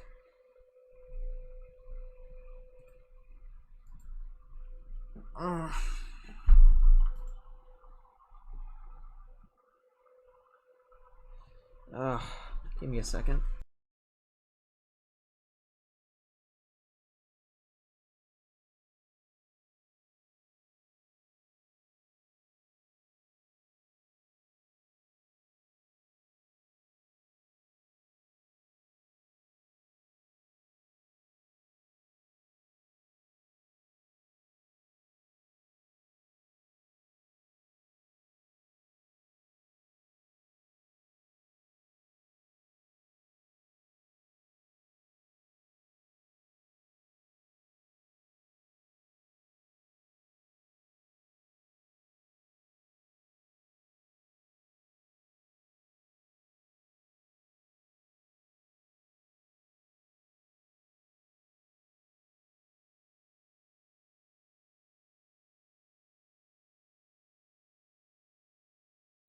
Go online on Steam. Someone asks.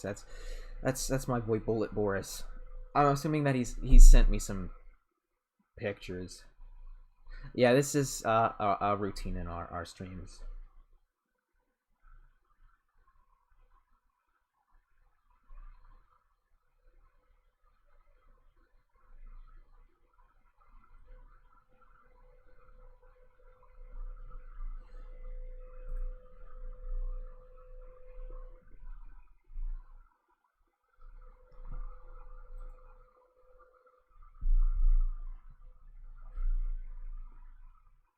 All right.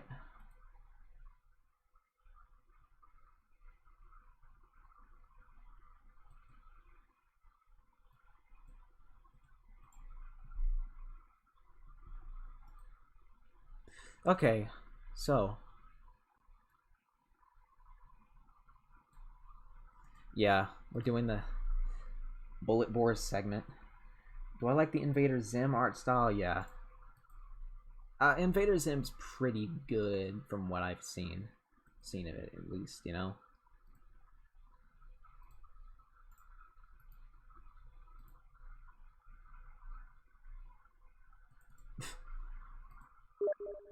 Okay, now's your time to shine, Bullet Boris. Woofa. I don't know who that is. That's from some anime. Oh, and Captain Crunch.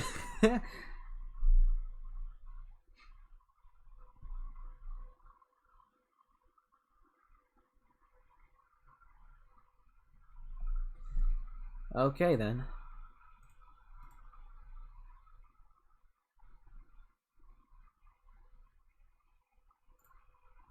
Oh, this one's gonna be good. This one's gonna be good.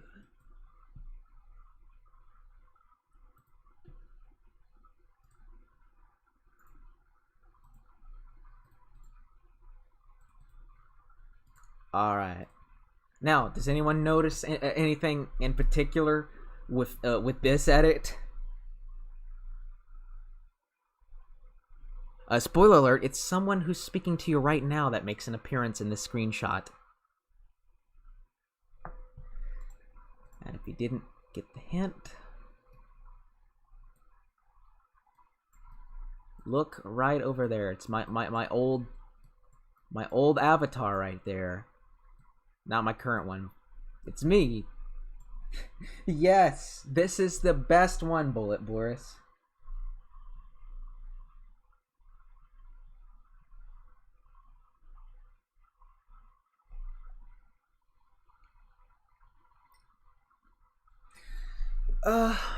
Yeah.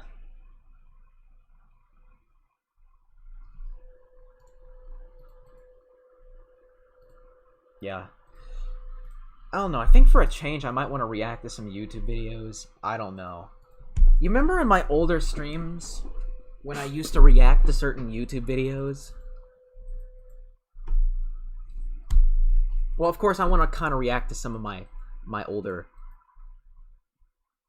videos. So, yeah.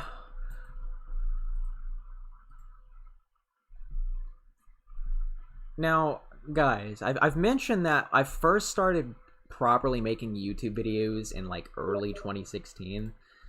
Oh, hold on, Bullet Horse has got one more, and then we'll go to this new segment that I want to start.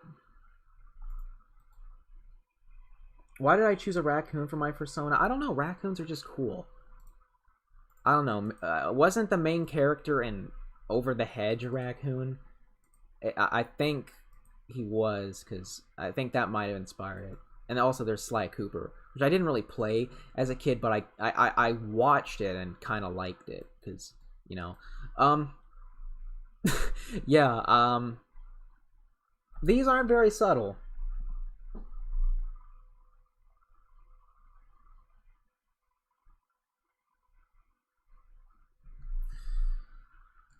Yes. First, I want to start off with some of my videos.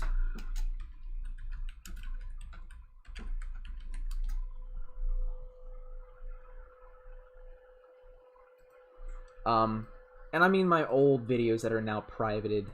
This is before I really knew how to edit, and I was like, I don't fucking know.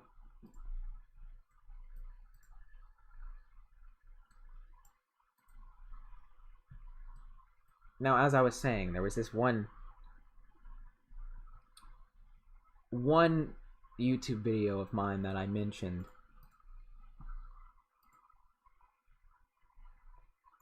where like when I first started making, you know, YouTube videos and stuff.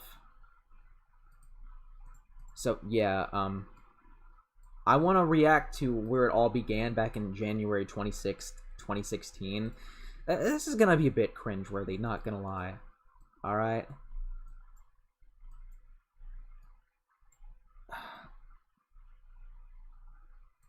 Yeah. So yeah, this is me in my first proper YouTube video.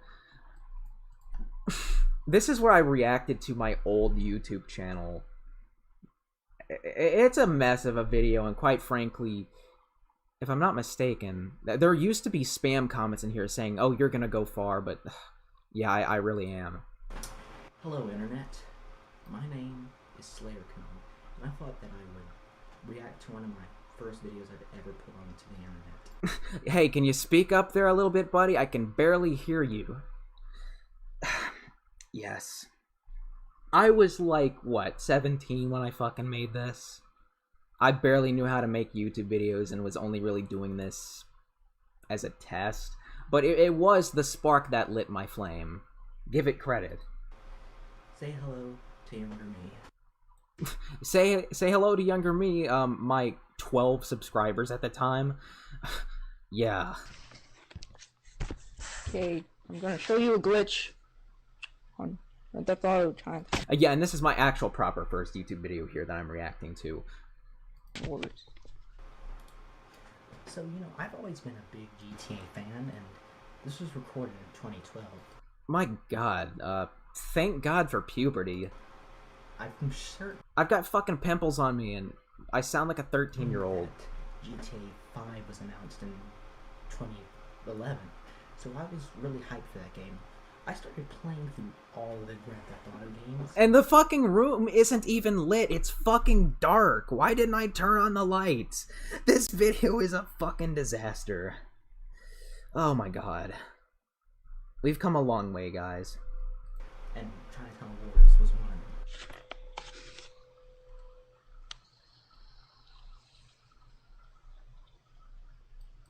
Yes, but this old video, I was like, what, 16 or 17 when I made this video, so like,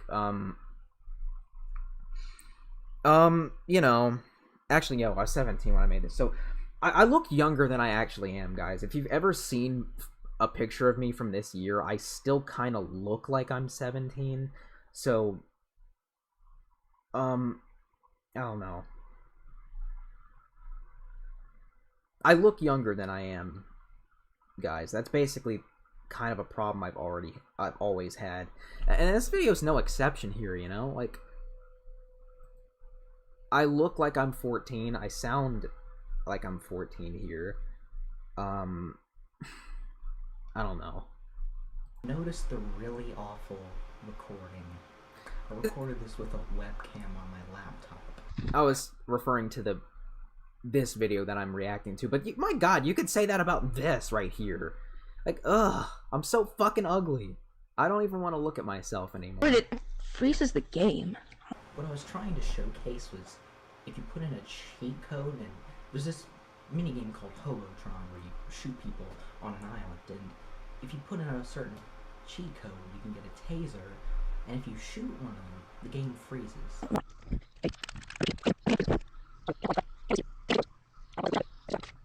So yeah, that was one of the first YouTube videos I ever made, under the account. I can't watch this. I cannot watch that. So yeah, that's where it actually all began, and I started, you know, regularly making YouTube videos. It's good to be in my early 20s, you know? Because I've come a long way since then, you know? I was just an undergrown, I don't know, I was embarrassing. I had no friends back then, literally no friends, and this is what sparked me actually gaining enough audience to start making friends on the internet. So, I mean, credit where credit is due.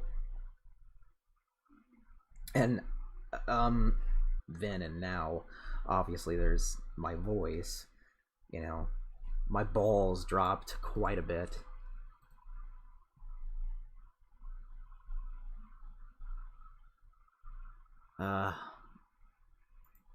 So yeah, here's another one. Let me see. Let me get this on screen. Yeah, this is YouTube shitheads cringe warning. You remember when cringe was the big thing? The big word? I mean, it still is, but it was really fucking overused. I mean, the English language has gotten worse now. I remember a time when stan was a name and not a verb, but then again, what do you expect from Zoomers? But let's react to YouTube shitheads cringe warning. This is basically proto-bad YouTubers, made in February 2016. Oh, and I actually made my own intro here. Watch this.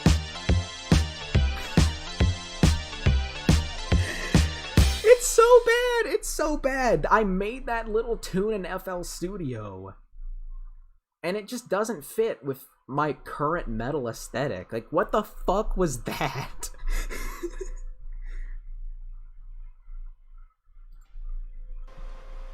YouTube is a very diverse place. Their channel's dedicated to screaming and video games. Their channel's dedicated to seeing... Remember Jinx? No one remembers Jinx. The thing I hate about Jinx really isn't himself or the fact he stole content. It's the people that would make jokes about, yeah, he steals content because he's black. Because, you know, the internet was full of fucking racists back then, making those shitty jokes. And there were a lot of reaction channels, you know? Yeah. The internet in 2016 was just terrible. Stealing other people's content. And then there are channels dedicated to smashing things. How to Basic's kind of pointless, not gonna lie. But I'm not here to talk about that today. What I'm here to talk about is the small group of YouTubers that I like to call YouTube shitheads. Yeah, I was really good at finding these obscure YouTubers and roasting them. I don't even think Jinx is still around. He's forgotten. What they do is they film themselves from the waist up, dumping ass into the toilet. And you can hear my computer in the background with this. It's really fucking loud because, you know, I didn't know anything about editing. Granted, my PC is still loud, but I have like a noise suppression effect on this. OBS comes with that, so the computer you can barely hear. And when it does pop up, it's barely even audible, excuse me. Possibly for the pleasure of the audience. The first one we're going to be looking at is Pooperino, and his latest video, Poop number 45. Let's have a look. Touchdown! Fuck me.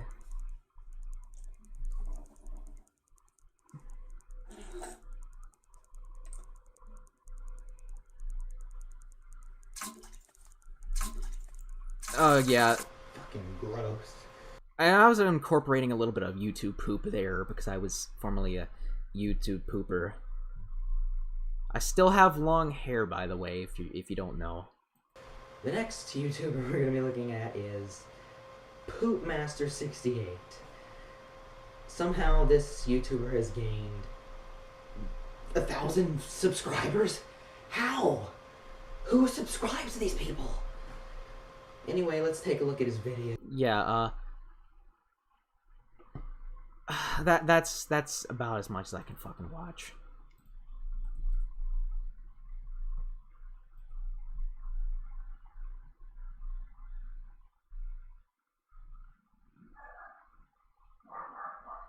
Oh, there goes my dog.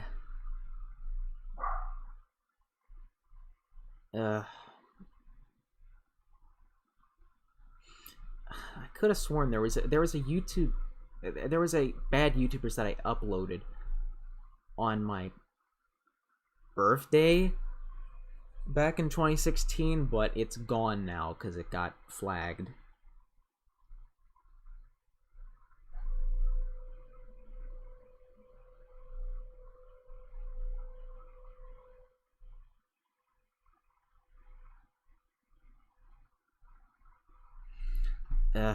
Yeah.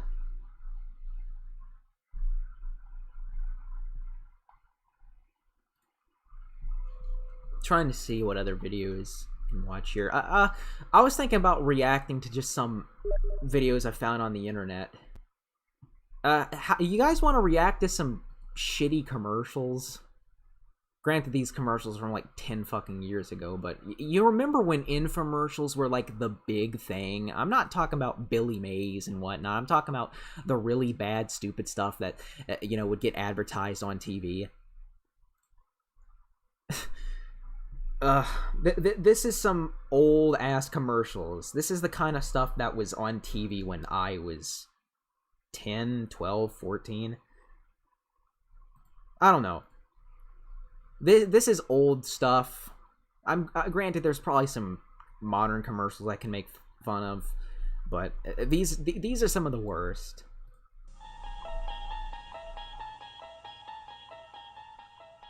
Nowhere to run? Nowhere to ride? Now wherever there's carpet, blast off with Fun Slides, the amazing carpet skates that glide, slide, or ride.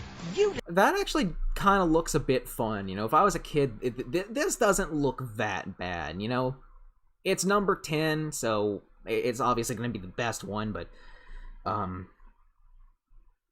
yeah. Decide, race with them, play games with them, or just cruise with them. Fun Slides. Although I can imagine someone sliding next to the stairs and then falling down the stairs and breaking all their bones, having to get rushed to the hospital. That's the problem with these, I guess. The good times inside. You don't have to be a pro, just strap them on and go, go, go. More fun than socks on a polished wood floor. Even your dog can fun slide. Yes. Oh, no, Oh, this one's really bad. missed that putt again. You probably don't have enough time to practice. You can have more time to practice your putting with the Potty Putter. Yes! Shitting and playing golf. Ugh, I've got explosive diarrhea, but I want to play golf so badly. Well, thanks to the Potty Putter, now I can. The amazing new toilet time golf game that lets you practice your putting on the potty. We'll watch some Wii U commercials with its later. own putting green made of the same professional carpet found at miniature golf courses. There's always a joke that, that putting green will get piss on it and it'll start to mold and stuff. Yeah. Moldy, stinky, piss-ridden carpet. It's ideal for the executive... You know what this reminds me of? This commercial reminds me of those gag commercials on the radio in GTA, This looks and sounds like a parody, but it's not. Washroom at the office. Don't limit your life to a tiny toilet. Let your imagination soar with a Potty Putter, the instant solution that lets you practice your putting every day. So, yeah, Why would you buy that? Well, what's this? Hey, this Christmas party is getting Oh, my left ear is loving this one. a little too quiet. I think it's time we liven it up with my favorite Christmas gift, Mr. Microphone. Hey, what's that? Well, you set the dial on your FM radio. It feels like my left ear is getting played with. These kids are having a fabulous time with Mr. Microphone, the cordless microphone that actually puts your voice on the radio. Why? My God, that must be embarrassing, you know? Ugh. There are no Imagine tuning into the radio and you hear some kid singing out of tune. Yeah. attaching wires, so you're free to move around. Broadcast over any FM car radio. Hey, good looking. We'll be back to pick you up later. It's practical and great fun for the whole family. Only $17.88. To order, call 1-800-528-6600. Well, yeah, I don't know how that works. That was harsh on my ears, though. Like, that one was not in stereo. I fucking hate when it's on one side. That's a problem with, like, a lot of older YouTube videos. It's not a problem if you're playing it on a phone speaker, but, you know. Millions. Are they playing MIDI music? They're playing fucking MIDI music in the beginning. You hear that? That's blatant, generic MIDI. Like, I could do that in fucking... What? I could do that in fucking FL Studio right now. Let me get out my FL Studio. that I think I know what sound font that is. I can kind of recreate that, if I'm not mistaken. So I just gotta I have FL Studio open here. I think that's the... What is it? No, it's the... I think it's the acoustic guitar. Yeah, so they just made a fucking generic MIDI song for that. Something I could make with no effort. Millions of women like yourself suffer from a poor night's rest. Sleeping on your side without proper breast support can be a major culprit. I think we're knowing where this is going. The comfortable Kush? Oh, you mean that dank Kush? Oh, dude. We're gonna smoke some dank Kush. nighttime companion. Anatomically contoured to gently support and cushion the weight of a woman's breasts. This was made for perverts. Like, I bet somebody jacked off this commercial. Kush maintains a more natural shape while resting on your side. Call 1-8... Well, yeah, this commercial doesn't interest me. I mean, I guess it works, but, you know... Is there a Kush for my ass? 888-OWN-KUSH or shop online at kushsupport.com. Order now. Does the shoulder strap of your car cut into your shoulder? Is your shoulder strap too tight and annoying? Introducing the Titty Bear. The Titty Bear, yes. They're not even being subtle with this. The cute little guy that eliminates all those problems. God, imagine driving around with that on you. That's embarrassing. Designed... I mean, I've got nothing against adults, you know, sleeping with teddy bears and plushes and whatnot. In fact, I'm thinking about getting myself a plush to sleep with, you know? So whenever I have a bad night and I'm crying my eyes out, I won't have to cry alone. Make driving more comfortable. The Titty Bear snaps onto your shoulder strap and moves up and down to remove the pressure wherever you need it. My shoulder strap used to pull so tight I could hardly breathe. Now with the Titty Bear, I really enjoy traveling again. The patent-pending design swivels to work from either the driver's side or passenger seat and fits all makes and models. My wife used to always complain about the pressure from her shoulder belt. Not anymore. And the Titty Bear worked so great, he got one for himself too. Yeah. Call and order your Titty Bear right now. I mean, it's Titty Bear. It's literally, if they change these D's to T's, it would be Titty Bear.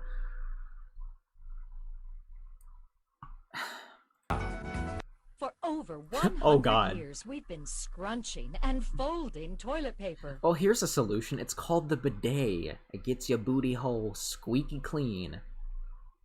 Finally, there's a better way. Comfort Wipe, the sanitary paper extension arm and holder. The first What? improvement to toilet paper as we know it since the 1880s. Yeah, I'm pretty certain that improvement is called the bidet. It squirts water up into your booty hole, gets the poopy out, and you only have to wipe once. So you don't have to wipe 20 times. I mean, I get people don't want to touch their ass with their, you know, their hands and stuff. But, like, come on. It extends your reach a full 18 inches while it A full 18 inches. follows the contours of your body and comfortably cleans. I don't even think that can properly clean your booty hole, you know, because I don't even know. Being a big guy certainly has its advantages and its disadvantages. I'm not gonna joke about that. This is a great product. You're not even explaining why it's a good product. I guess he can't reach his booty hole with his hands because he's got, like, T-Rex arms. Finally, the Comfort Wipe allows T-Rexes to wipe their ass with ease. It's embarrassing to have someone help you with your personal matters. Yeah? The Comfort Wipe allows you to maintain your dignity. Really? Maintain your dignity? Oh my god. You're right, Takeshi. Real life nowadays is one big GTA satire. Real life kind of reminds me of the 2006 movie Idiocracy in some ways, if you've ever watched that, because in some ways our society really is that dumb, and it's fucking depressing. Shake Weight is the flab-busting breakthrough that trims your arms and shapes your shoulders at the same time. What does that remind you of? You just shake it, back and forth. There's no motor. I think this is subliminal advertisement, you know, because it looks like someone jacking someone off, people will buy this. You know, there's the conspiracy theory of subliminal advertising. I used to watch some of those videos on YouTube. Some of them are a bit crazy, but some of them I genuinely can believe, you know, having a subtle penis hidden in a picture or sexual innuendo, that can sell a product. And I think there was probably someone who bought this because they saw this woman doing this. No batteries. And it reminded them of something, and they bought it.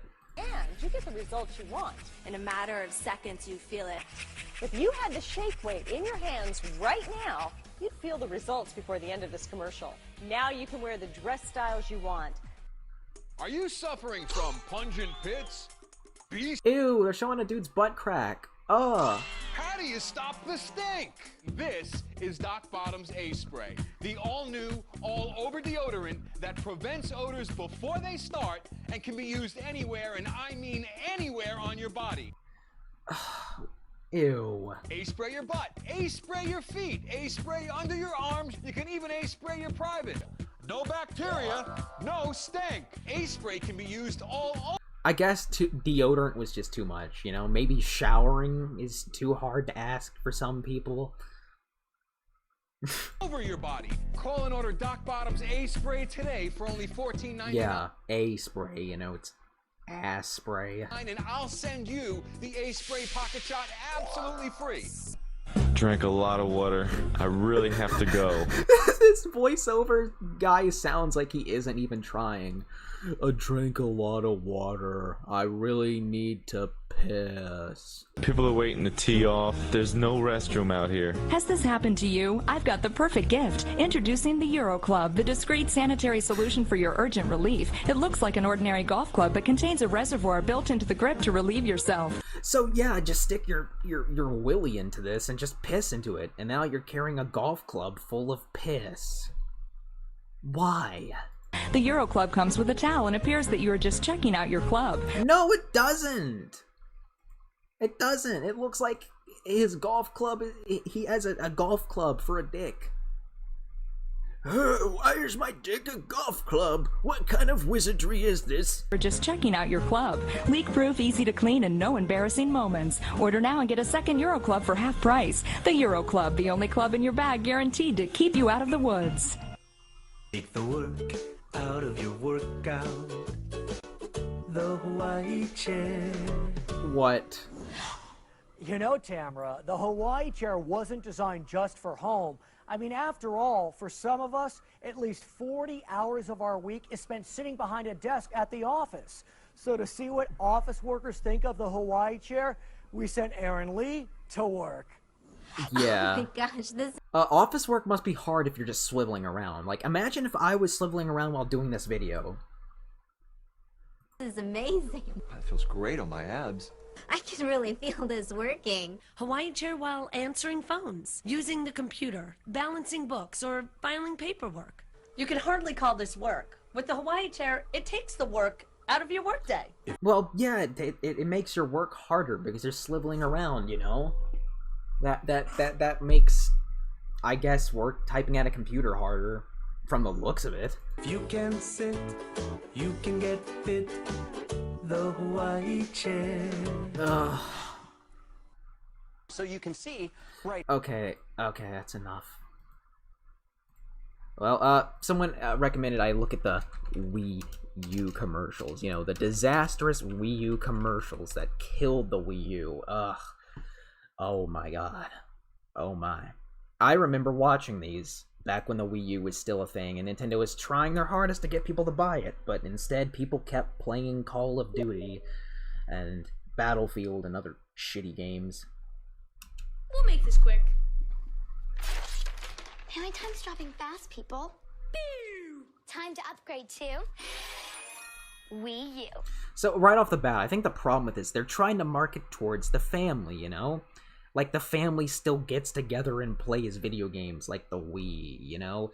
Online gaming was a thing back in this time. People were sitting around in their room playing Call of Duty and shouting racial slurs at each other. So, marketing towards the family, you know, and including your older parents who probably hate video games, kind of a mistake. And these commercials always have little kids in them, too. With Wii U, we can play Super Mario 3D World. Find secrets with the Wii U gamepad. And did we mention togetherness? Just check out the simulation. Whoa. I look good. Look at that. Yeah, I look like I've been upgraded. Ugh. Get the gift of family when you upgrade to Wii U for $299.99. Game rated E for everyone. If I win, it's breakfast in bed for a week. Prepare to be embarrassed. Hey, Dad. They're doing the family thing again. Let's see how long this will continue. I heard that. Don't hit me. Wow, that was a cheap shot. Okay. Nope. Double or nothing. Is that a shortcut? Maybe. Well, how'd you even do that? Gotta practice. Oh, it's on. Get together with Mario Kart 8 only on Wii U. Okay, so they're doing the togetherness thing again. Yeah, let's play video games together, Daddy. And Mommy, and my sister. Let's all play video games together. Games rated E to E10+. Yoshi's Woolly World's brand new Yarn Yoshi.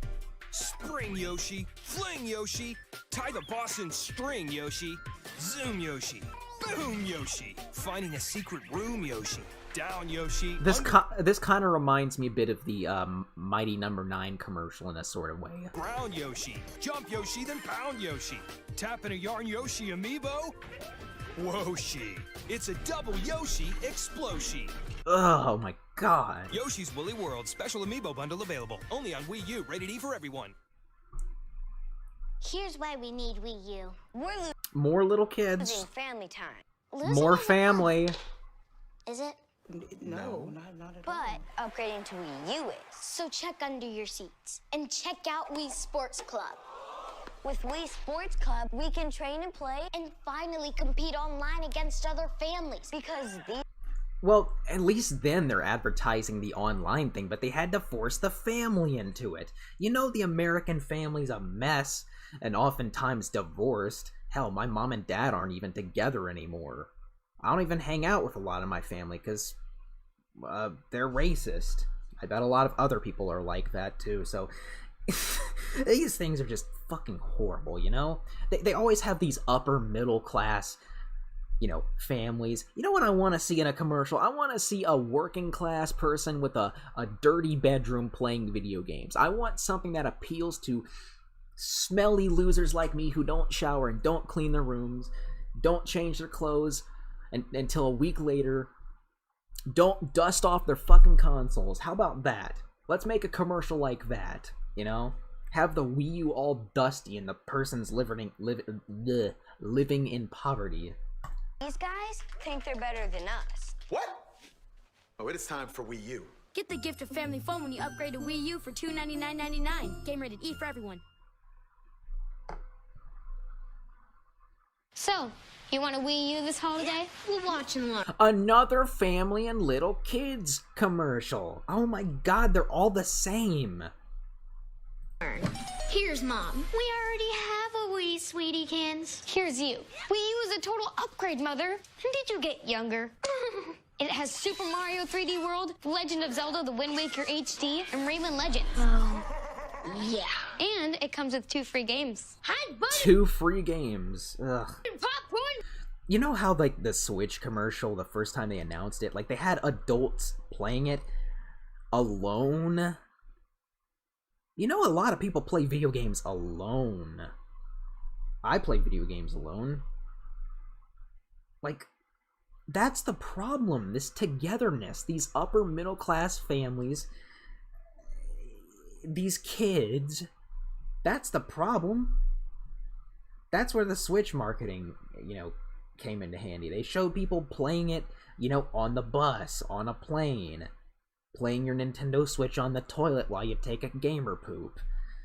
This is just too soft, you know?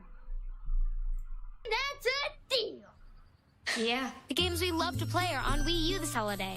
And having kids narrate it doesn't help either. Games rated E to E10+. And that's how it's done. Amiibo! Alright guys, Link is in. Okay, so now they've upgraded to teenagers. Hey, that's an improvement. It's more marketing towards, you know, people who'd actually buy it, because a lot of people who play Nintendo are teenagers or even adults. Hell, there's a lot of 30-somethings that play Nintendo. Somebody mentioned that. Well, my girl Peach is in. I'm ready. DK's in. This is gonna be bananas. I'm not in. You're not in. So far, this isn't that bad. I don't have one of those. I love you, you're my brother, but I don't know if you're ready. It's his time. Were you ready when I took your favorite princess away from you? No, and I actually didn't make it into the track team that day, so I was kind of upset. That was just a personal thing. You didn't make the track. I mean, I made the track team. It's a no-cut thing. There is a cut. I gotta get one. Go get your mom and get one so you... Okay, this commercial feels like a YouTube video in a sort of way. It's edited like a YouTube comedy video. I was about to praise this, but it's starting to go off a cliff. You can get in. Alright, I gotta go. See you, Gina. Bye, Jack. Wait, why do you say bye to just you? And that includes like the shaky cam, like the cameraman doesn't have this on a tripod, they're just shaking it around. Oh, that could be a nice relation. Don't say that, dude. That's not funny. Surprisingly enough, that was probably the best one. I don't know. This is the one my brother has. They fight with you. I'm getting one of these.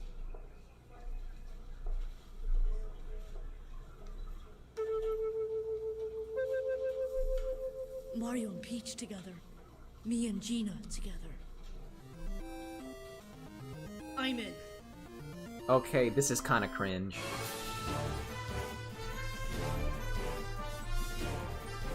Hey, Jack. This looks like we... Yeah, Bowie, why do they always have big fancy houses? Have a redneck in a trailer home playing this, man. I'm gonna get me that dang old Wii U, man. I'm spending the last of my money from my hard working job on this new Wii U thing. We have a new player in the ring. What's happening in Jack Attack? Let's see what you can do. Like, we need some poor people representation in these commercials. Working? Probably not enough. Uh-oh, Mario, don't rip those overalls. Mario is in for a huge world of hurt in 3, 2, 1. Oh, man. Guys! Really? All picking on him at once? It's not fair. He hasn't leveled up yet. See, but that's the fun part. You'll train him and then he'll do better. I'll help you. What's the matter, Mario? It's too much for you? I'll be back. Come on, Mario. See you, Gina. Bye. Aren't you gonna go with your boyfriend? Yeah, that's what I'm doing. Going back. Play the game. Wait, you're dating? Okay. It seems like when they get the older people into this, it's better, you know? Having little elementary school kids in a commercial, it just makes it look like a child's toy.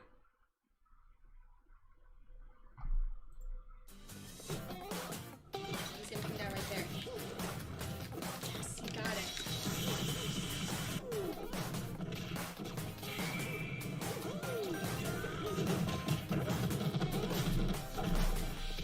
Okay, attack. There you go, you got it. He's almost level 50. Gotta keep training.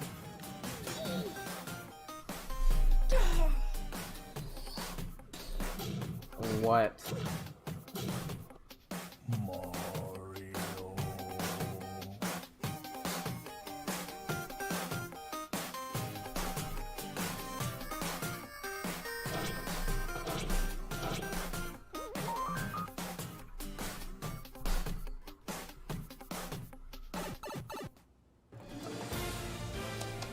Are these commercials starring the same family?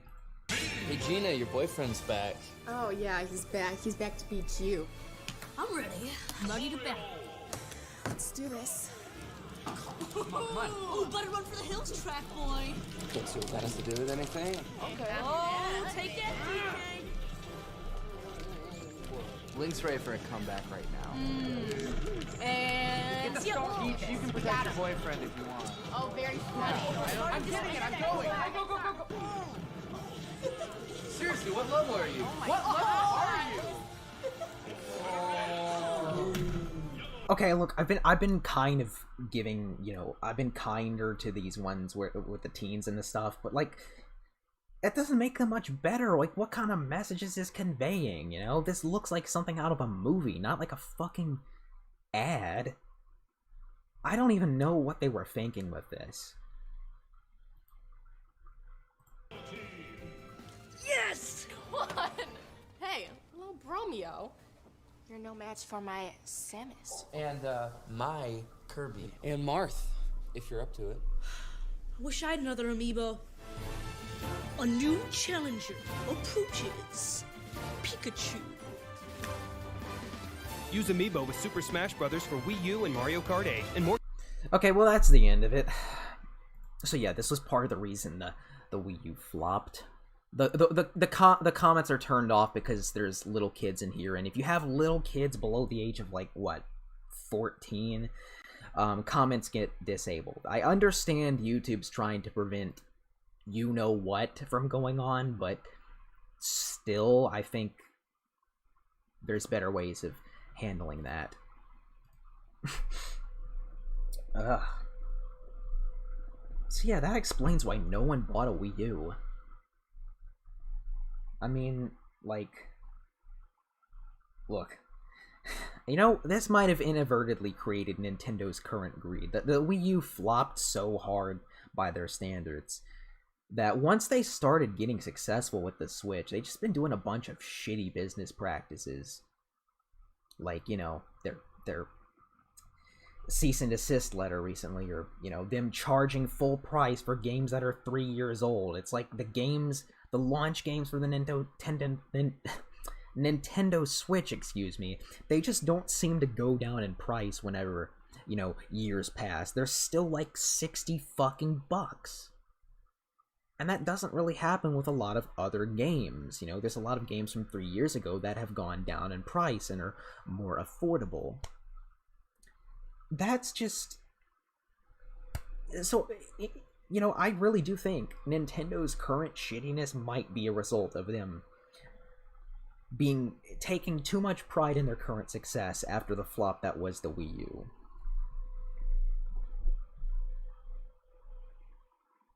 I mean, just... I don't even know.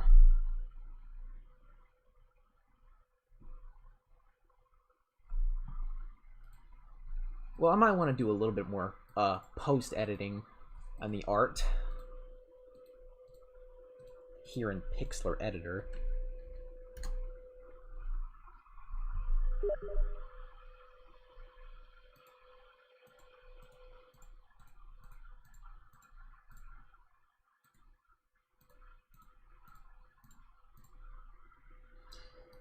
Just give me a second here. I'm planning on doing a little bit more to the art thing that I did earlier. That is the post-processing.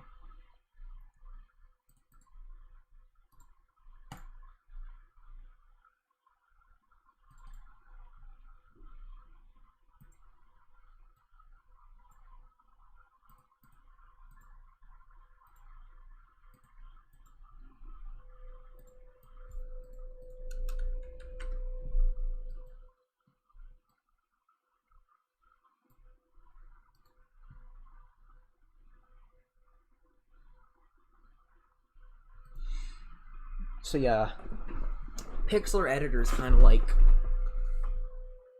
Photoshop Lite in a sort of way. Of course, I've been using it for years because really, in a lot of ways, I'm too poor to afford Photoshop.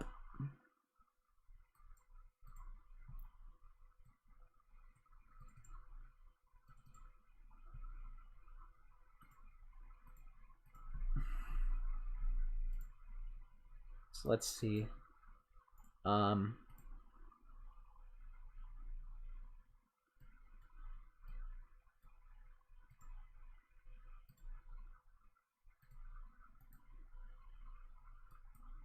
Yeah, this is Pixlr Editor over here. So what I'm doing basically is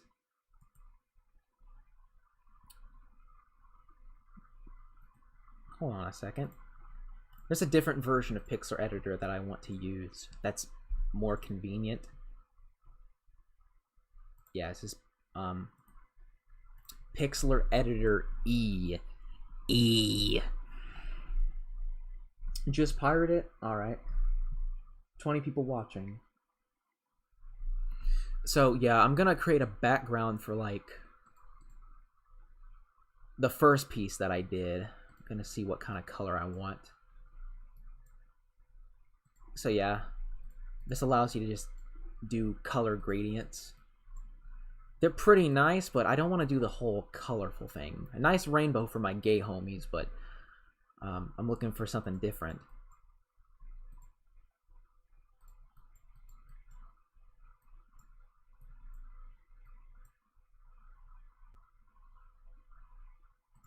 So yeah, can just move this around to where it's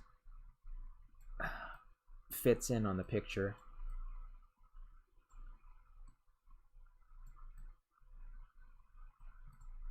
And of course you can put like effects over it, filters.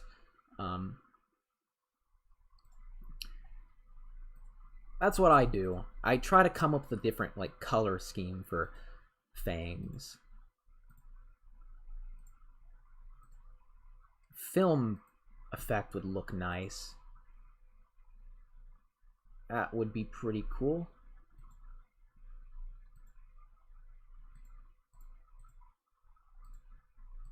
What kind of color do I want this background to be, though? Like, that looks pretty cool.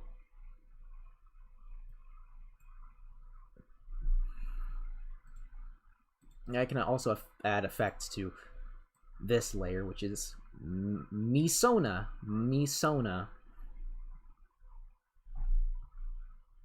See ya, GameCube Plus.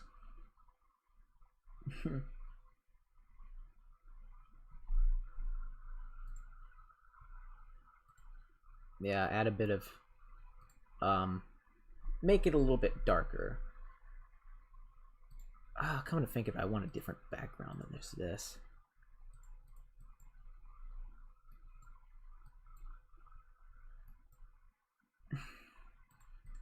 I'm looking for something dark blue, maybe.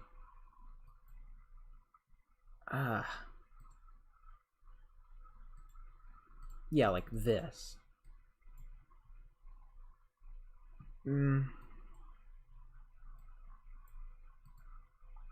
That looks good, but I might need to do some effects with that. This is essentially what I do here in Pixlr Editor.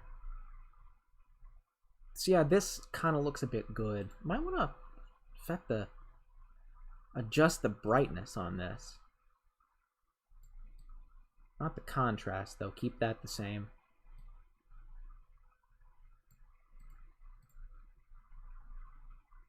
Yeah, that looks pretty nice.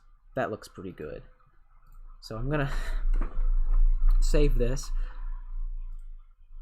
and I'm gonna post it on Twitter right now.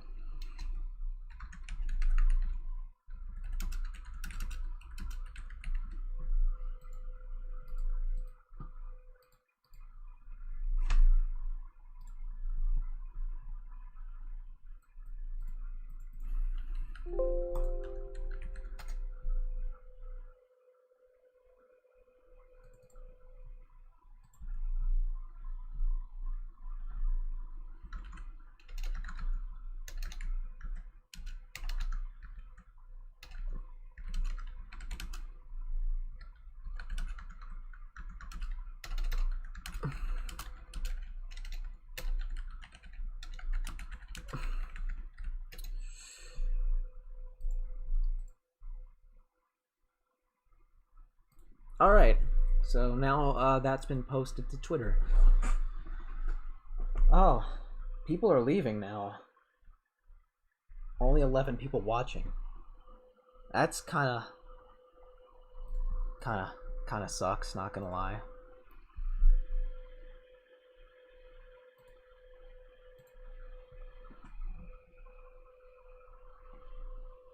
But yeah, I'm towards the end of this stream, pretty much.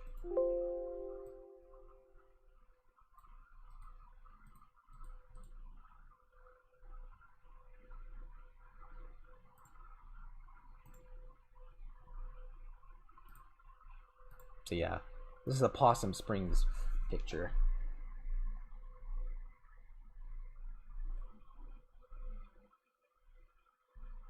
What are my favorite metal bands? I can list a bunch of them, you know. I'll start off with the ones that got me into metal when I was younger. That would be Iron Maiden, Metallica, Judas Priest and whatnot. Most of those I've heard on, you know, either like the radio or on video games. But I'd get into stuff like Slayer and stuff. I need to make a video about metal in general, because quite frankly, I don't have one favorite band.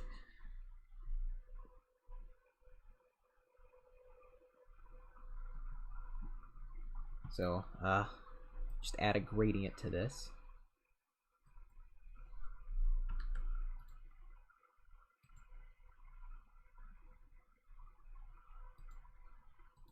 So, yeah, add a bit of a...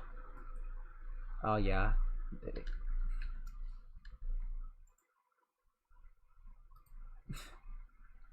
Yeah, I forgot I had to add a layer to this. Add it as a layer, not make it part of the one whole thing.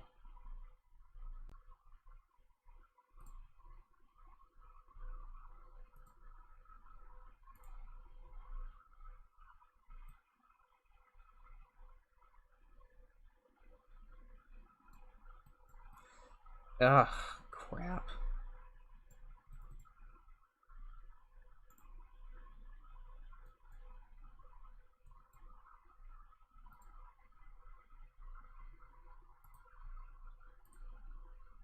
So yeah, what I'm gonna do is take this one layer right here and delete all of it.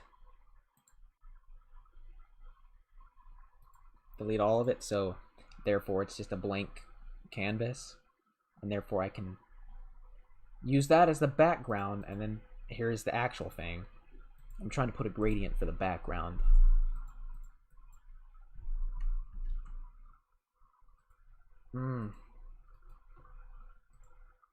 Yeah, this isn't working right. Screw it. I'm gonna do it later on. What's the first game I ever played? I think Spyro the Dragon was the first game I ever played.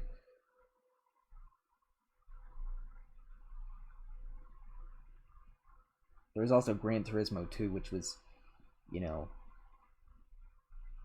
not only one of my favorite games ever, but it was one of the first games I ever played. Well, come to think of it, I think I might end this stream here. You know, it's been a pretty interesting stream tonight, but I've got to go to bed since I have work tomorrow. So, yeah, I'll see you guys sometime soon. I don't know. I'll keep you guys updated for whenever my next stream is, but for now, I'm gonna head out.